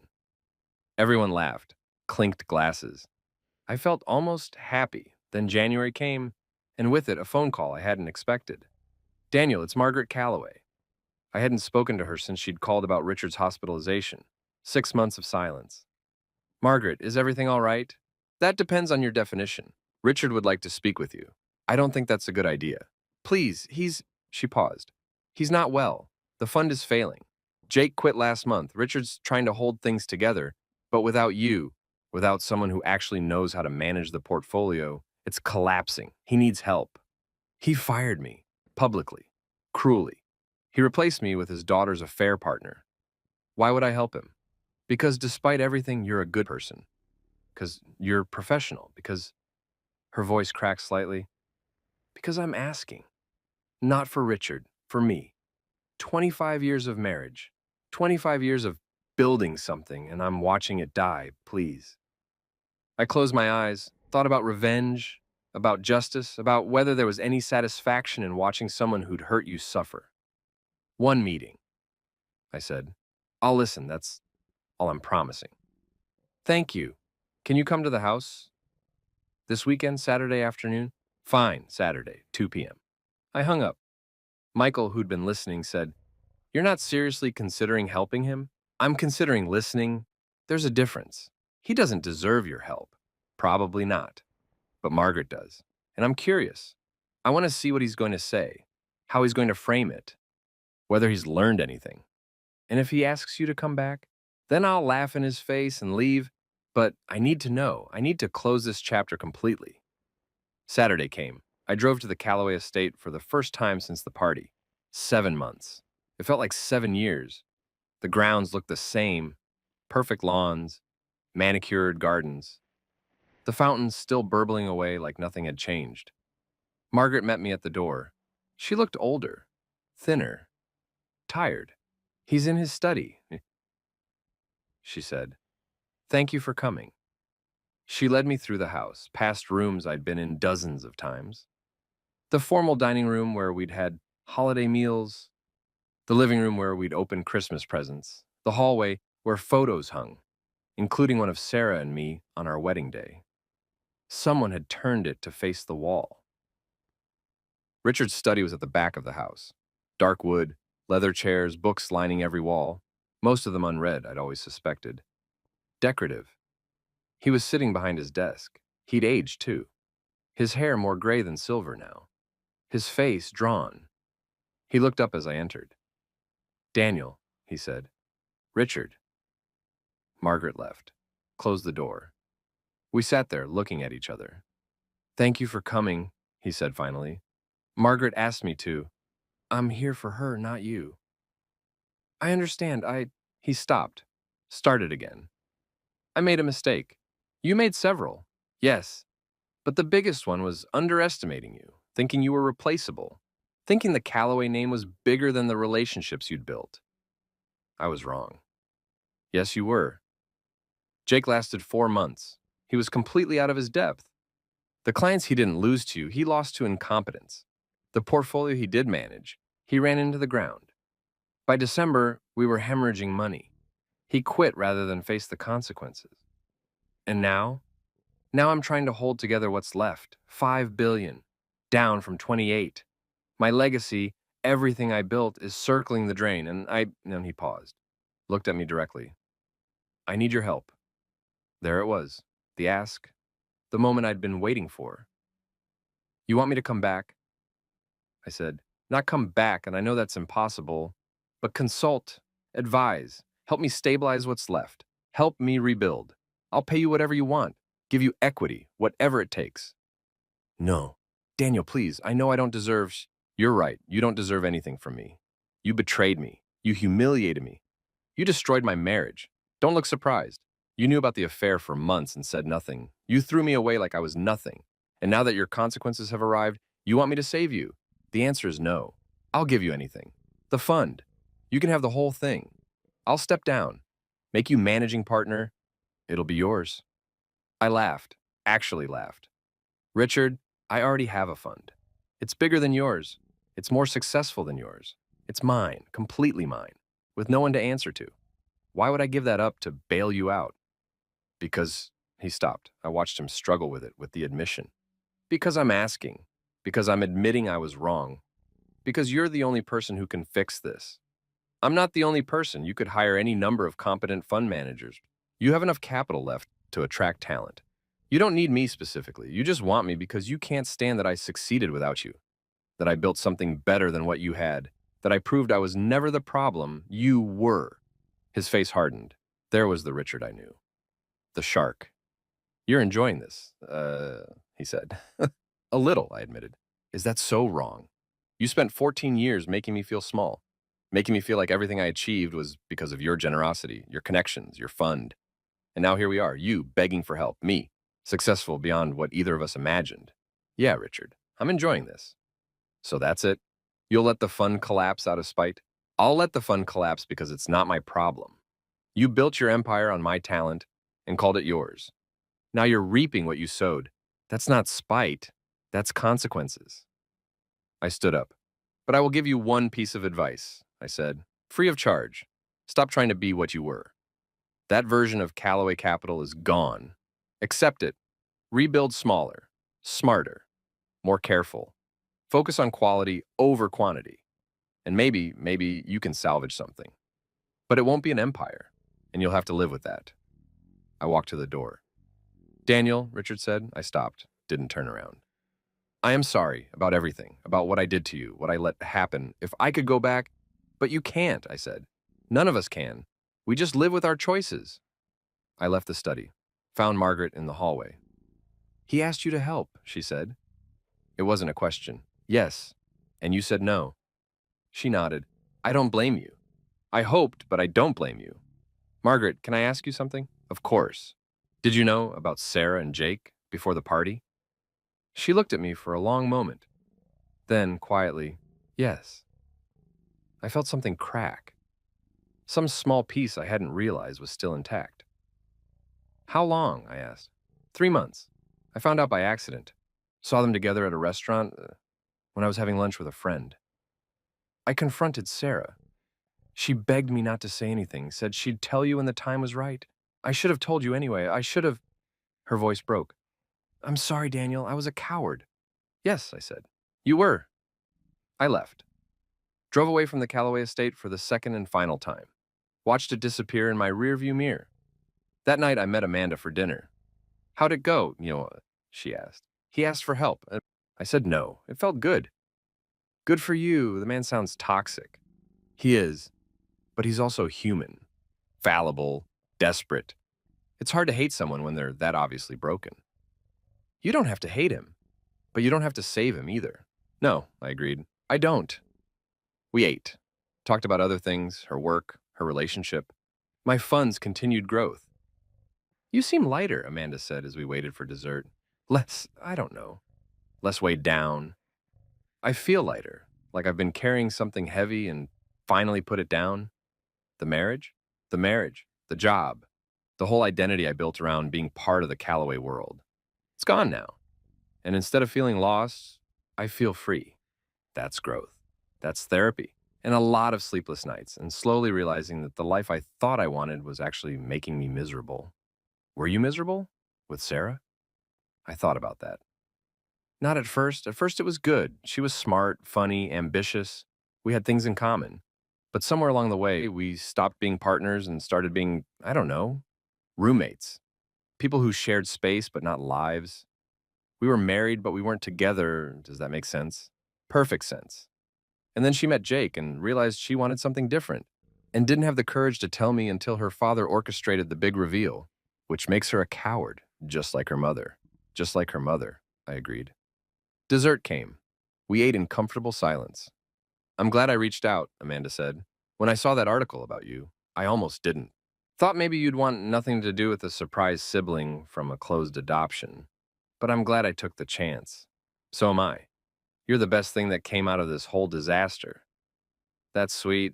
Also sad, but mostly sweet. I drove home that night thinking about family. About how some families are accidents of biology and some families are choices. About how I'd spent 14 years with the Callaways and felt less connected to them than I did to Amanda after 6 months. About how maybe that said something important about belonging. The next week, Michael and I signed a lease on a proper office, top floor of a building downtown, views of the harbor, real furniture, space for a team. We're hiring, I told Michael. 4 analysts to start, maybe more as we grow. Big step, overdue step. We've been running this operation on adrenaline and luck. Time to build real infrastructure. You're really in this, aren't you? This isn't temporary. This isn't a stepping stone to something else. This is your career now. This is my career now, I confirmed. February brought our first audit. External review of our fund's performance, our compliance procedures, our client protocols, standard procedure for funds our size. We passed with flying colors. March brought a profile in Forbes. The fund manager who beat the old boys club. The writer painted me as some kind of revolutionary, fighting against nepotism and old money corruption. I wasn't. I was just a man who'd been pushed out and decided to push back. But I let them tell their story. It was good for business. April brought my first new major client, someone who'd never worked with me before, who came to Sutton Capital Management purely on reputation, a tech entrepreneur worth $400 million. She wanted aggressive growth, trusted me to deliver it, and wrote a check for $200 million in initial investment. Michael and I celebrated with champagne. Actual champagne, not dive bar whiskey. You've done it, Michael said. You've actually done it. Built a fund from scratch in less than a year that's competing with institutions that have been around for decades. We've done it, I corrected. You, me, Amanda. She designed our logo and website. The analysts we hired. This isn't a one-person operation. But it started with one person sending one email. It started with Richard Calloway being an asshole at a garden party. Silver linings. Silver linings, I agreed. That night, alone in my apartment, I pulled up an old photo album on my laptop. Pictures from my marriage, early years, middle years, late years. I looked at them with the distance of time, tried to find the moment where it went wrong. The specific day, the specific choice, the specific fracture that led to everything breaking. I couldn't find it. It wasn't one moment.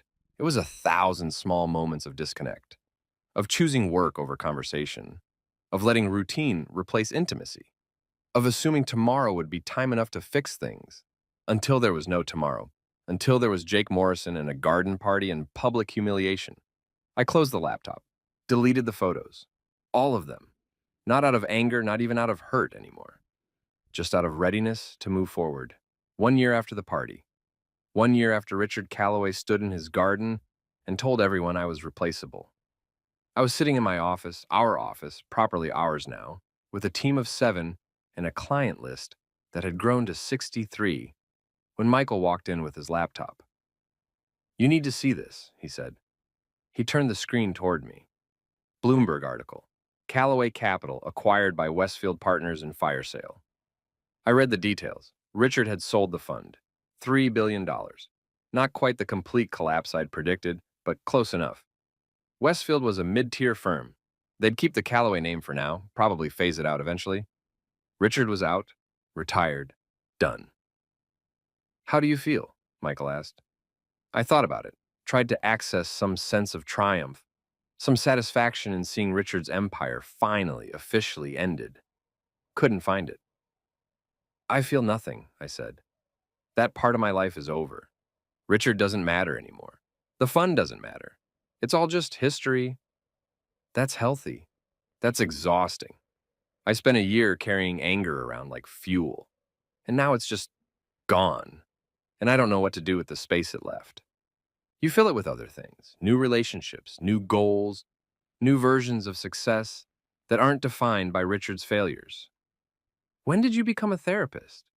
When you became my best friend and business partner, and I realized I had to either help you process or watch you implode. My phone rang.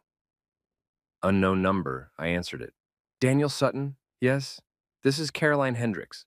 Patricia's daughter. You manage my mother's portfolio." "Of course." "Hi, Caroline. Is everything all right?"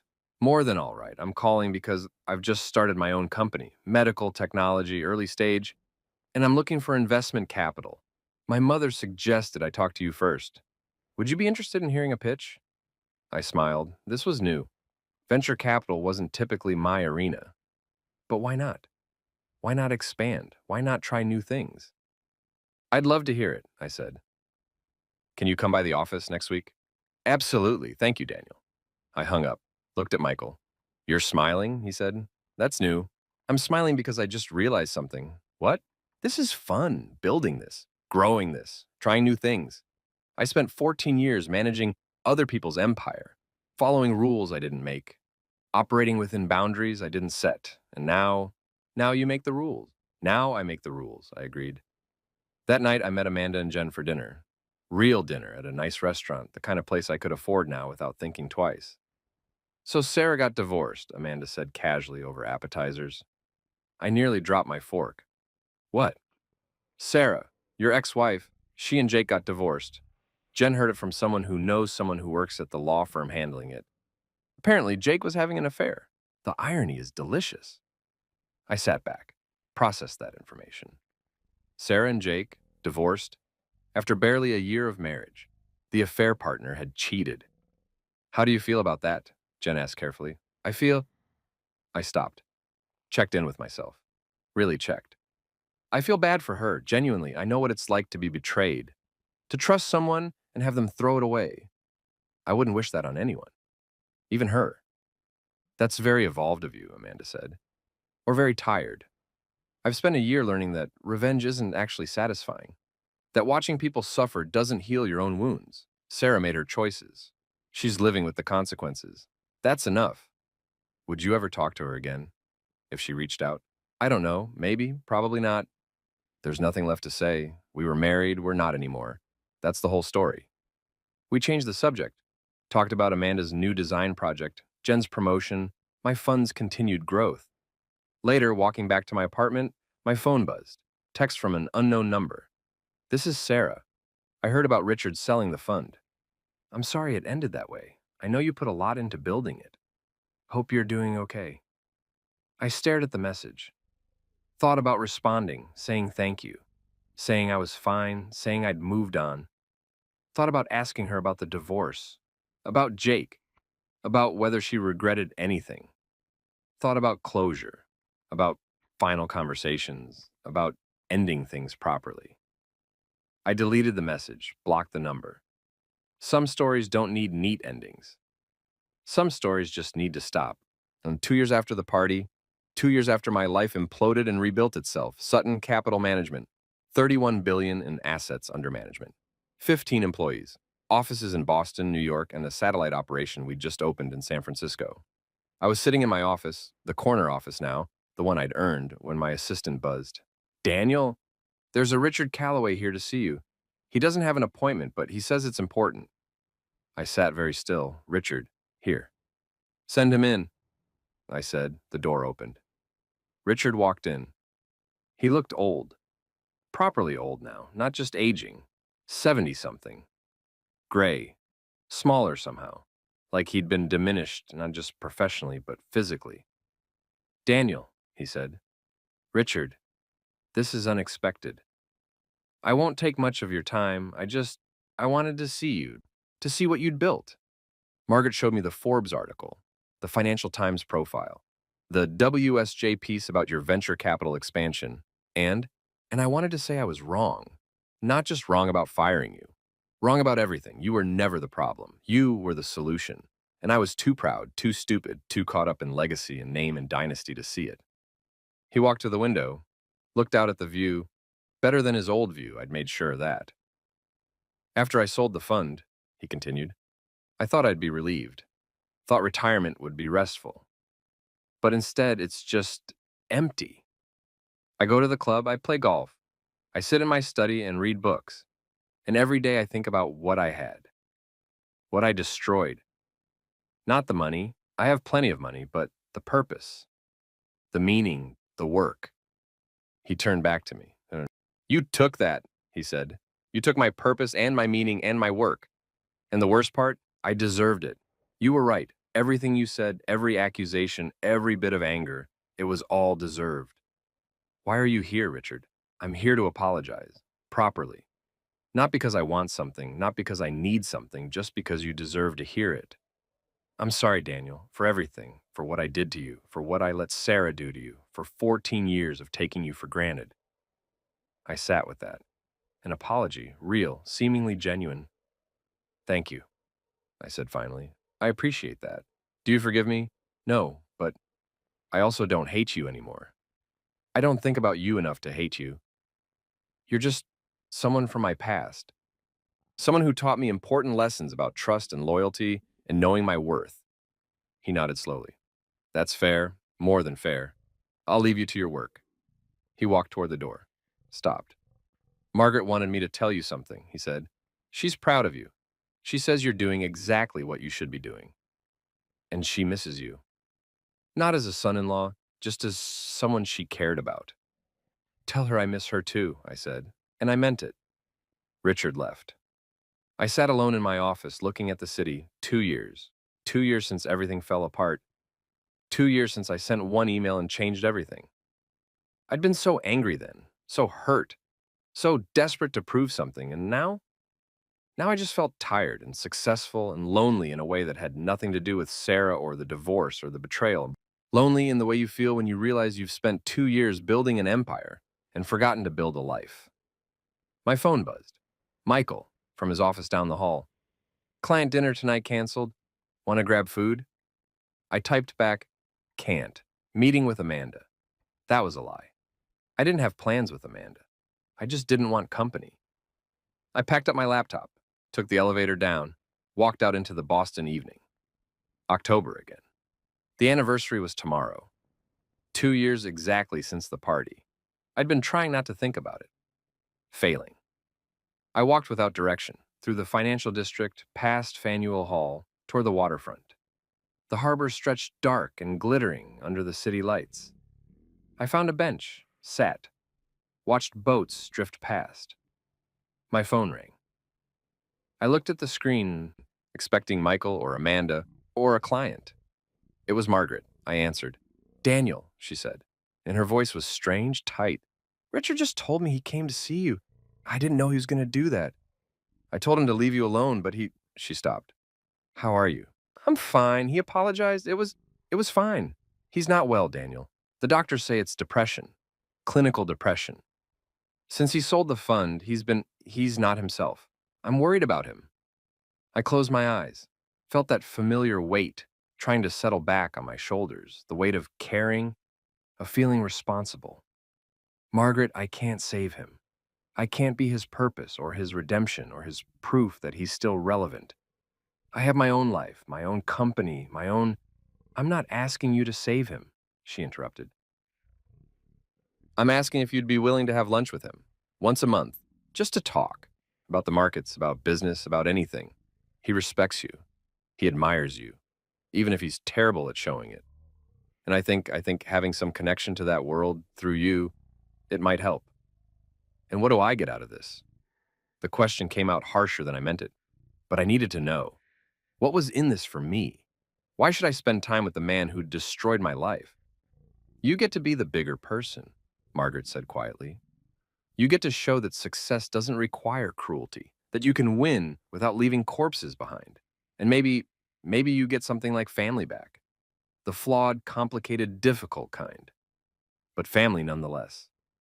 I sat there, watched the water, thought about family, about Amanda, who'd come from nowhere and become essential, about Michael, who'd risked everything to follow me into uncertainty, about the team I'd built, the employees who trusted me, the clients who believed in me, about Margaret, who'd known about Sarah's affair and said nothing, but who'd also been the only Calloway to ever treat me like I mattered, about Richard, who'd been a terrible boss and a worse father-in-law, but who was also just a man, flawed, aging, scared of irrelevance. Once a month, I said. Lunch, neutral location. We talk about business, not about the past. If he brings up Sarah, or the fund, or asks for favors, I'm done. Thank you, Margaret said, and I could hear the relief. Thank you, Daniel. I'm not doing it for him, I said. I'm doing it for you, and maybe a little bit for myself. To prove I can be in the same room with him and not feel anything. Whatever your reasons, I'm grateful. We hung up. I sat on the bench a while longer. Then I called Amanda. Hey, she said. What's up? You free? I need to talk. Always. Want to come over? Jen's making pasta. I'll be there in 20 minutes.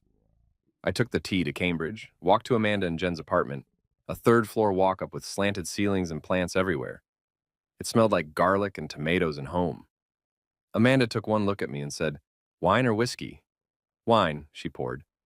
We sat at their small kitchen table while Jen stirred sauce. What happened? Amanda asked. I told them about Richard's visit, about Margaret's call, about the agreement to have monthly lunches with the man who'd destroyed my marriage and career. Are you insane? Amanda said when I finished. Why would you do that? Because I'm tired, I said. I'm tired of being angry. I'm tired of carrying grudges. I'm tired of defining myself by what happened 2 years ago instead of what's happening now. You don't owe him anything. I know, but maybe I owe myself something. The chance to move past it, really past it. Not just professionally, but personally, emotionally. Jen brought over 3 bowls of pasta. We ate in silence for a moment. I get it, Jen said finally. After my dad left, I was so angry for years. And then he reached out when I was in college, wanted to reconnect. I said no at first, but eventually I agreed to coffee, and you know what? It helped. Not because we became close again. We didn't. But because I got to see him as just a person, flawed and human and small. And once I saw that, the anger just sort of deflated.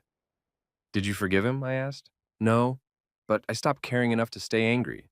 And that was better than forgiveness. That was freedom. I thought about that. Freedom.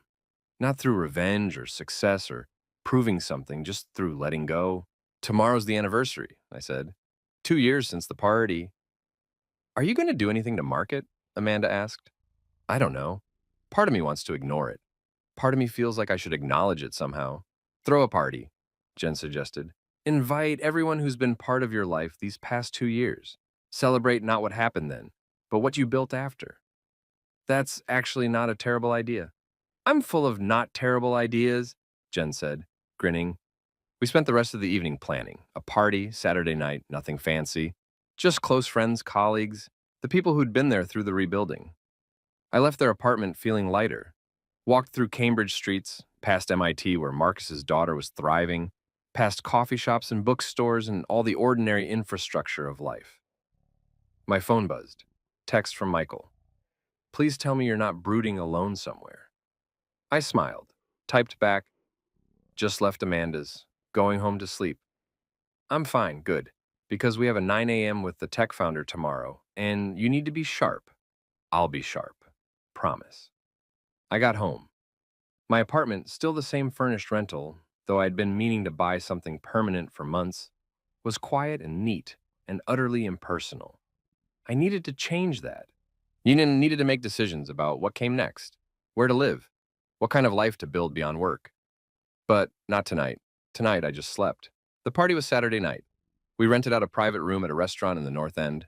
40 people showed up.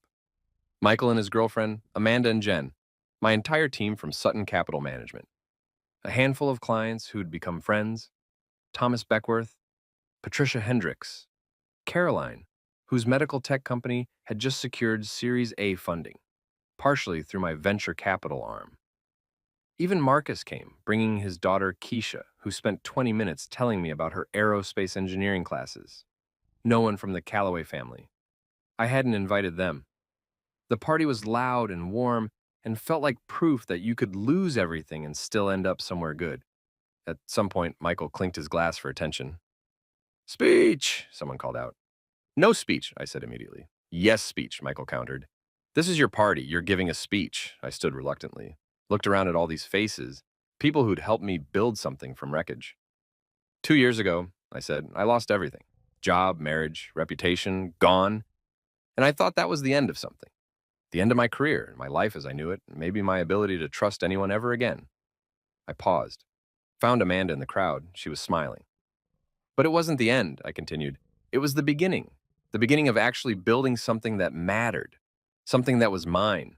And more than that, the beginning of understanding what success actually means. It's not the size of your fund or the number of zeros in your account. It's this. People who show up, people who care, people who help you stand back up when someone knocks you down. I raised my glass. So thank you, all of you, for being part of this new beginning, for believing in me when I barely believed in myself, for proving that sometimes the worst thing that happens to you is the best thing that could have happened. To new beginnings, Thomas Beckworth said, raising his glass. To new beginnings, everyone echoed. We drank. The party continued. Music played. People talked and laughed and ate too much. I found myself by the window, looking out at the city, Boston on a Saturday night, alive and indifferent and beautiful. You okay? Amanda asked, appearing beside me. Yeah, just thinking. About? About how different I feel. 2 years ago, if you'd told me this is where I'd end up, successful, sure, but also alone, starting over, having monthly lunches with Richard fucking Calloway, I'd have thought it sounded like a nightmare. And now? Now it just sounds like life. Complicated, imperfect. But mine? You're not alone, Amanda pointed out. You have me, Michael. This whole room full of people. I mean, romantically alone. I haven't been on a date in 2 years. Haven't even thought about it. It's like that part of me just shut down. Maybe it needed to. Maybe you needed time to figure out who you are without Sarah, without the Calloway identity, without any of that. And now maybe it's time to turn it back on. Maybe, or maybe not. Maybe you're fine exactly as you are. There's no rule that says you have to couple up to be complete. You and Jen seem pretty happy coupled up. We are. But that's us. You're you. And you get to decide what your life looks like. That's the whole point of what you built. Freedom to choose. I hugged her. When did my little sister get so wise? I was always wise. You just weren't ready to listen. The party wound down around midnight. People left in clusters, calling goodbyes, promising to do this again soon. Michael was the last to leave. He hesitated at the door. You good? He asked. I'm good. Really? 'Cause you've got that look, that thinking too hard look. I'm just processing. 2 years. It went so fast and also felt like forever. You want to know what I think? Always. I think you're exactly where you need to be. I think you're successful and stable and surrounded by people who care about you. And I think you're so busy waiting for the other shoe to drop, for something to go wrong, for someone to betray you again, that you're not letting yourself actually enjoy it. Therapy much? I've been going, actually. It's helpful. You should try it. Maybe I will. Good. Now go home, sleep. And tomorrow, wake up and remember that you won. You actually won. Richard wanted to replace you and destroy you, and instead, you built something better than he ever had. That's not revenge. That's not luck. That's just you being excellent at what you do. He left. I stood in the empty restaurant, helping the staff clean up, even though they insisted I didn't need to. I took a cab home, climbed the stairs to my apartment, stood in the living room, looking at the generic furniture and blank walls. Monday, I decided. Monday, I'd start looking for a place to buy. Something permanent. Something that felt like mine. I checked my email. One new message sent an hour ago. From Sarah Calloway. Morrison at Gmail, subject. Can we talk? I stared at it, finger hovering over the delete button. Instead, I opened it. Daniel, I know I have no right to reach out. I know you probably hate me, but I need to say some things, and I need you to hear them. First, I'm sorry, really genuinely sorry for how everything happened. You deserve better. You deserved honesty and respect and a conversation, not a public humiliation. What my father did, what I let him do, was cruel. I was a coward. I am a coward. Second, Jake and I are divorced. I'm sure you heard. He cheated on me with someone from his work. The irony isn't lost on me, neither is the karma. I destroyed our marriage for someone who turned out to be exactly who you said he was. Charming on the surface, empty underneath. Third, I miss you. Not as a husband. I don't think we were really partners for a long time, and I think you know that too. But I miss having you in my life. I miss the way you used to explain complicated things simply. The way you'd make terrible jokes and laugh at them yourself. The way you made me feel like I could be more than just Richard Calloway's daughter. I'm not asking you to forgive me. I'm not asking for a second chance. I'm not even asking you to respond to this. I just needed to tell you that I know I hurt you. I know I destroyed something good. And I'm sorry. I hope you're happy. I hope you've built something beautiful. I hope you've found someone who deserves you because I didn't. Sarah, I read it twice, 3 times. Thought about responding. Thought about all the things I could say, angry things, kind things, indifferent things. In the end, I typed, Sarah, thank you for the apology. I appreciate it. I'm not angry anymore. I was for a long time. But anger is exhausting, and I got tired of carrying it. You're right that we weren't really partners at the end. I don't think either of us was happy. We just didn't know how to admit it. I hope you're okay. I hope you figure out what you want and find a way to get it without hurting people in the process. I hope you learn to be brave. I'm not interested in rebuilding any kind of relationship. Not now. Maybe not ever. But I don't wish you harm. I just wish you well from a great distance. Take care of yourself, Daniel. I sent it. Felt something release in my chest. Some final thread of connection, severed cleanly. Then I deleted her email. Deleted my response from sent items. Created a filter so anything from her address would go straight to trash. Not out of anger. Just out of readiness to move on completely.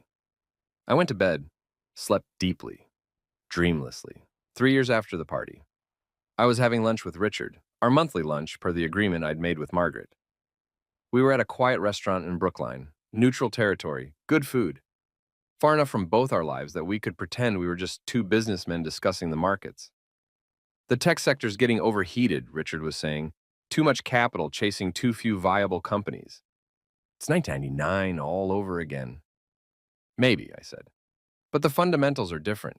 The technology is real this time. The business models are sound. I think there's still room for growth. You're young. You still believe in innovation. You're not that old. You could still believe in innovation too. He smiled slightly. I'm 74. I'm exactly that old. We ate in silence for a moment. These lunches had become comfortable over the past year. Not friendship, we'd never be friends, but something less hostile than enemies. Colleagues, maybe. Two people who understood the same world. Margaret says you're seeing someone, Richard said. I looked up, surprised. I am. Her name's Laura. She's a professor at Harvard. Behavioral economics. Serious? Getting there. 6 months now. I paused, searching for words. She's different from Sarah. Quieter, more grounded. She doesn't care about wealth or status. She just wants interesting conversations and good coffee. Sounds boring. Sounds perfect, I corrected. Richard nodded. I'm glad. You should be happy. You deserve to be happy. Thank you. Have you talked to Sarah? No, not since the email exchange 2 years ago. I think she's living in California now. Married again, I heard. Some venture capitalist. Third time's the charm? I hope so. I genuinely hope so. The check came. Richard reached for it. We'd been alternating, but today I let him take it. Small gesture. Meaningless, really, but it felt important somehow. Same time next month? Richard asked as we stood to leave. Same time, we shook hands, parted ways. I walked back to my office, months. The weather was warming. Early April, spring arriving in fits and starts. The city felt alive, emerging from winter. My phone rang. Laura. Hey, hey, I said. What's up? Just wanted to hear your voice. How was lunch with Richard? Fine, same as always. We talked about markets and pretended the past doesn't exist. Healthy, is it? Healthier than holding grudges. How do you feel? Good. Mostly good. Sometimes weird, like I'm having lunch with an alternate version of my father. The father who betrayed me but is now trying, in his limited way, to make amends. That's very insightful. You've been going to therapy. Dr. Morrison is very good. I know, I recommended her. I smiled. Laura. She'd entered my life unexpectedly. A blind date set up by Amanda, of all people. I'd almost canceled. Almost said I wasn't ready, but I'd gone. And she'd been wonderful, smart, funny, completely uninterested in my money or status. She'd never even heard of Sutton Capital Management. Had no idea who Richard Calloway was. She just liked me, for me. Dinner tonight? I asked. Can't, faculty meeting, but tomorrow? I could cook. You cooking sounds dangerous. I resent that. My pasta is excellent. Your pasta is pasta from a box with jar sauce. And it's excellent. Tomorrow, 7 p.m., my place. I'll be there. We hung up. I kept walking, past shops and restaurants and all the ordinary chaos of a city at midday. My phone buzzed. Michael, new client wants to meet, potential $500 investment. Can you do Thursday? I typed back, of course. Send me the details. Life. This was life. Work and relationships and monthly lunches with people who'd hurt you and slowly learning to let go of the past. I got back to the office. Spent the afternoon in meetings, reviewed portfolios, talked strategy with my team. At 6 p.m., I left, took the T home. I still hadn't bought a car, preferring the anonymity of public transit. My apartment, still the same rental. But I'd finally decorated. Art on the walls, real furniture, plants that Laura had insisted I needed. It looked like someone lived there now, like it was home. I made dinner, nothing fancy. Chicken and vegetables, ate while watching the news. My phone rang. Amanda. Are you sitting down? She asked. I'm eating, close enough. Jen and I are getting married. I grinned. That's amazing. Congratulations. Thanks. We wanted to tell you first. Well, you and Jen's parents, but you first among friends. I'm honored. When? Next fall, October. And Daniel, would you walk me down the aisle? I know it's traditionally a parent thing, but my adoptive parents are gone and our biological parents are obviously not an option. And you're my brother and I want... Yes, I said. Absolutely yes. Really? Really? I'd be honored. She exhaled, relieved. Thank you. Okay, I have to call about 40 more people, but I wanted you to know first. We hung up. I sat there smiling at nothing. Amanda was getting married. My sister. The surprise sibling who'd become one of the most important people in my life. I thought about family, about how mine looked now versus 3 years ago. 3 years ago, Sarah, Richard, Margaret, the Calloway dynasty. Now Amanda, Jen, Michael, Laura, my team, Marcus and Keisha, the clients who'd become friends. Better. This was better. I finished dinner, did dishes, sat on my couch and opened my laptop, checked our fund's performance. Still strong, still growing. We'd just crossed 35 billion in assets under management. I thought about where I'd be if Richard hadn't fired me. Still at Calloway Capital, probably. Still competent, still successful, still managing someone else's legacy. Still married to Sarah. Still pretending. Still slowly dying inside from a life that looked perfect but felt empty. I thought about the party, the announcement, the humiliation, the best, worst thing that ever happened to me. My laptop chimed. Email from Richard. Subject, thank you, Daniel. Just wanted to say thank you for lunch today. I know our arrangement is primarily for my benefit. Margaret was clear about that. But I want you to know it helps. Having someone to talk to who understands this world, who doesn't judge me, at least not out loud. I've been thinking a lot about legacy lately, about what I'll leave behind. The fund is sold. The Calloway name will fade. Sarah's in California barely speaking to me. Margaret is patient but disappointed. But maybe my legacy isn't the fund. Maybe it's you, what you built, what you became after I threw you away. Maybe the best thing I ever did was hire you, and the worst thing I ever did was fire you. And maybe those two things together created something that wouldn't have existed otherwise. I'm not trying to take credit for your success. You did that. But I wonder if you needed the push, the betrayal, the motivation to become who you are now. I don't know. I'm rambling. Forgive an old man's philosophizing. See you next month. Richard, I read it 3 times. Thought about responding. Thought about telling him he was wrong, that I'd have been fine without the betrayal, that success didn't require trauma. But maybe he wasn't entirely wrong. Maybe I had needed the push, the destruction, the complete dismantling of everything I thought I was. Maybe you can't rebuild yourself until you're broken down to the foundation. I didn't respond to the email. Just closed the laptop. Sat in my apartment, my home finally, after 3 years, and thought about beginnings and endings and the strange way they blur together. Tomorrow I'd go to work, make money, build my empire. Tomorrow night I'd have dinner with Laura. Maybe tell her I loved her, maybe not. We'd see. Next month I'd have lunch with Richard, listen to his theories, offer my own.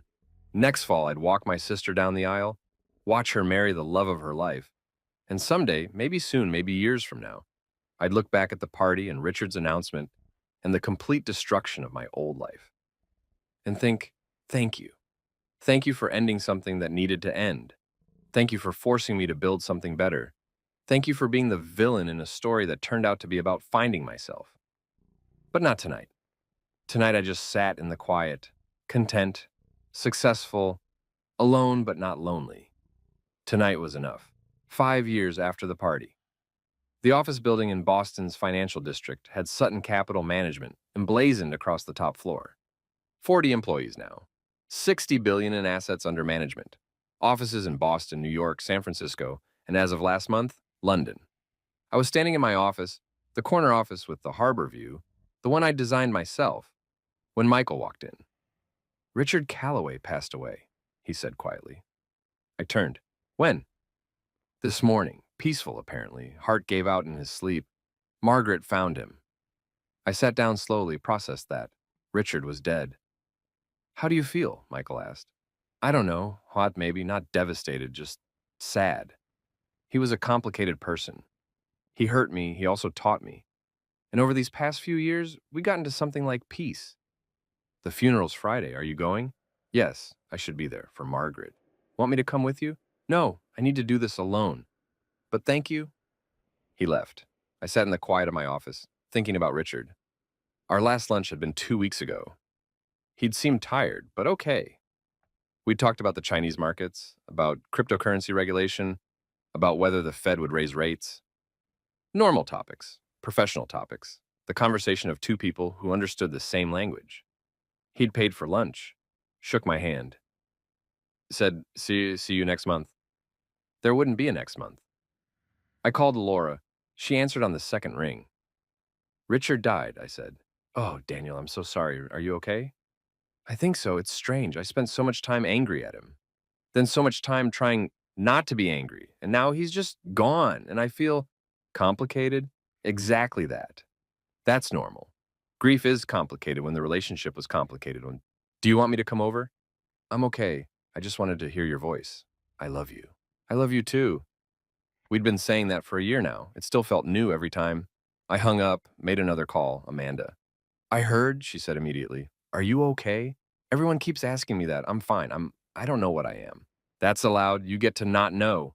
The funeral's Friday. Will you come with me? Of course. Gen 2. Gen 2. We'll be there. Friday came. The funeral was at an Episcopal church in Brookline. Tasteful, understated. The kind of service wealthy people have.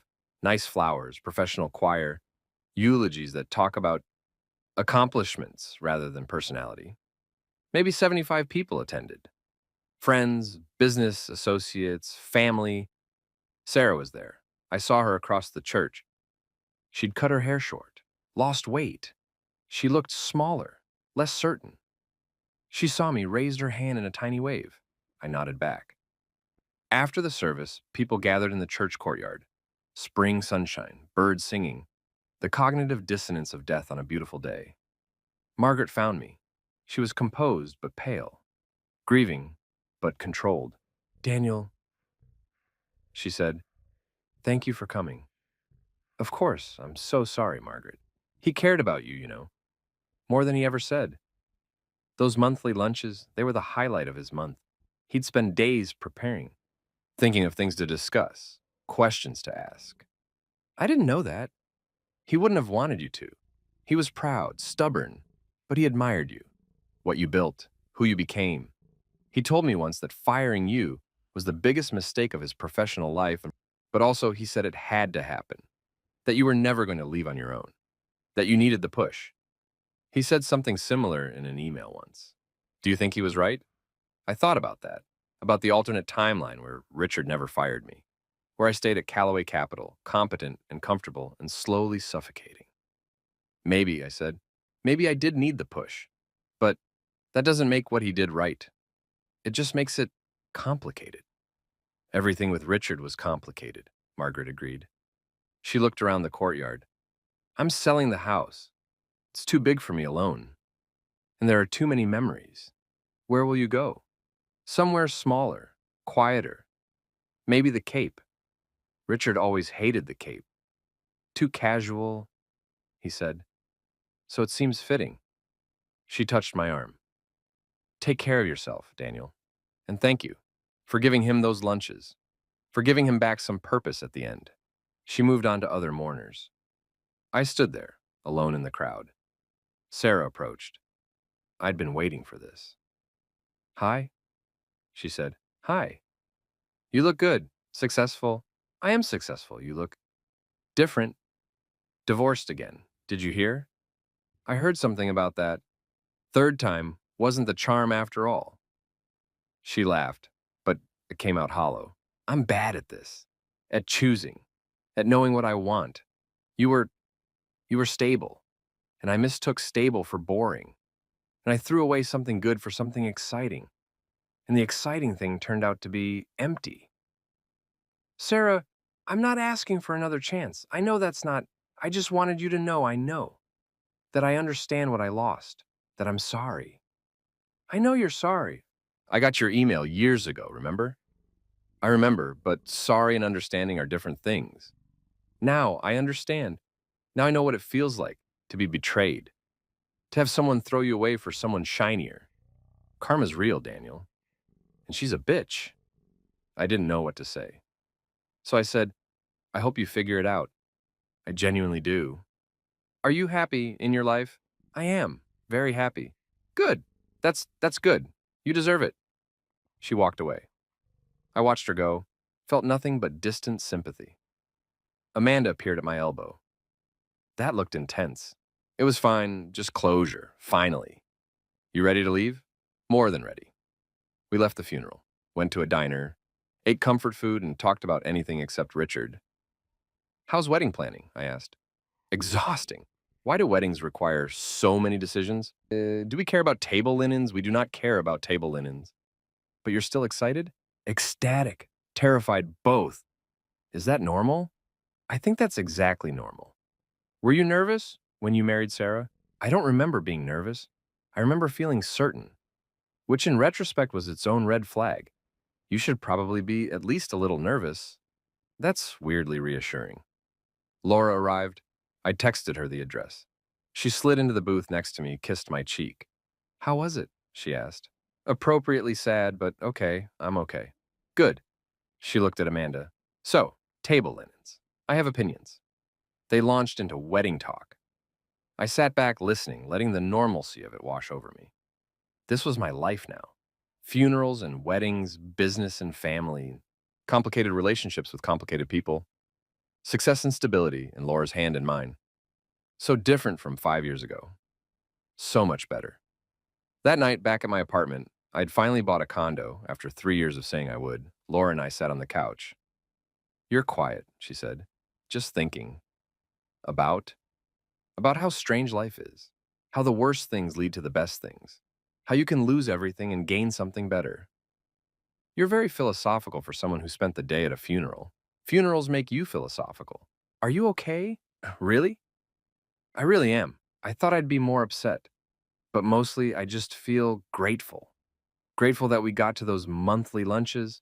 Grateful that Richard and I made some kind of peace before he died. Grateful that I'm not still at Callaway Capital, slowly dying of boredom and pretending to be happy. Grateful for the betrayal. Grateful for what came after. She kissed me. You're a good man, Daniel Sutton. I'm a man who got lucky. That's different. No. Luck is random. You made choices. You took risks. You built something from nothing. That's not luck. That's courage. I thought about that. About courage, about the courage it takes to send one email and bet everything. About the courage to start over. About the courage to forgive without forgetting. About the courage to love again after betrayal. Maybe she was right. Maybe it was courage all along. Later, lying in bed, unable to sleep, I checked my phone. One email. From Margaret. Subject, Richard's will, Daniel. I know this is unexpected, but Richard left you something in his will. Nothing major. He knew you didn't need his money. But there's a letter. He wrote it a year ago and asked his lawyer to deliver it after his death. I haven't read it. Whatever he wanted to say to you, he wanted to say privately. The lawyer will send it to your office this week. Thank you again for coming today, Margaret, the letter. From Richard. Written a year ago, to be delivered after his death. I closed my phone, tried to sleep, couldn't. Spent the night wondering what Richard Calloway had left to say. The letter arrived Tuesday. Thick cream envelope, my name in Richard's distinctive handwriting. I held it for a full minute before opening it. Inside, 3 pages, also handwritten. Richard's generation. They still believed in the weight of ink on paper. Daniel, if you're reading this, I'm dead. which means I finally escaped Margaret's increasingly creative vegetable-based meals and her insistence that I take it easy. I'm joking, she was right to worry. My heart has been failing for years, just more slowly than expected. I'm not writing to apologize again. I've apologized enough while living. This letter is for something else. I want to tell you what I should have told you 5 years ago, or 14 years ago, or on your first day at the fund when you walked in with your Wharton degree and your nervous energy and your absolute certainty that you could prove yourself. You were the son I never had. I know that sounds melodramatic.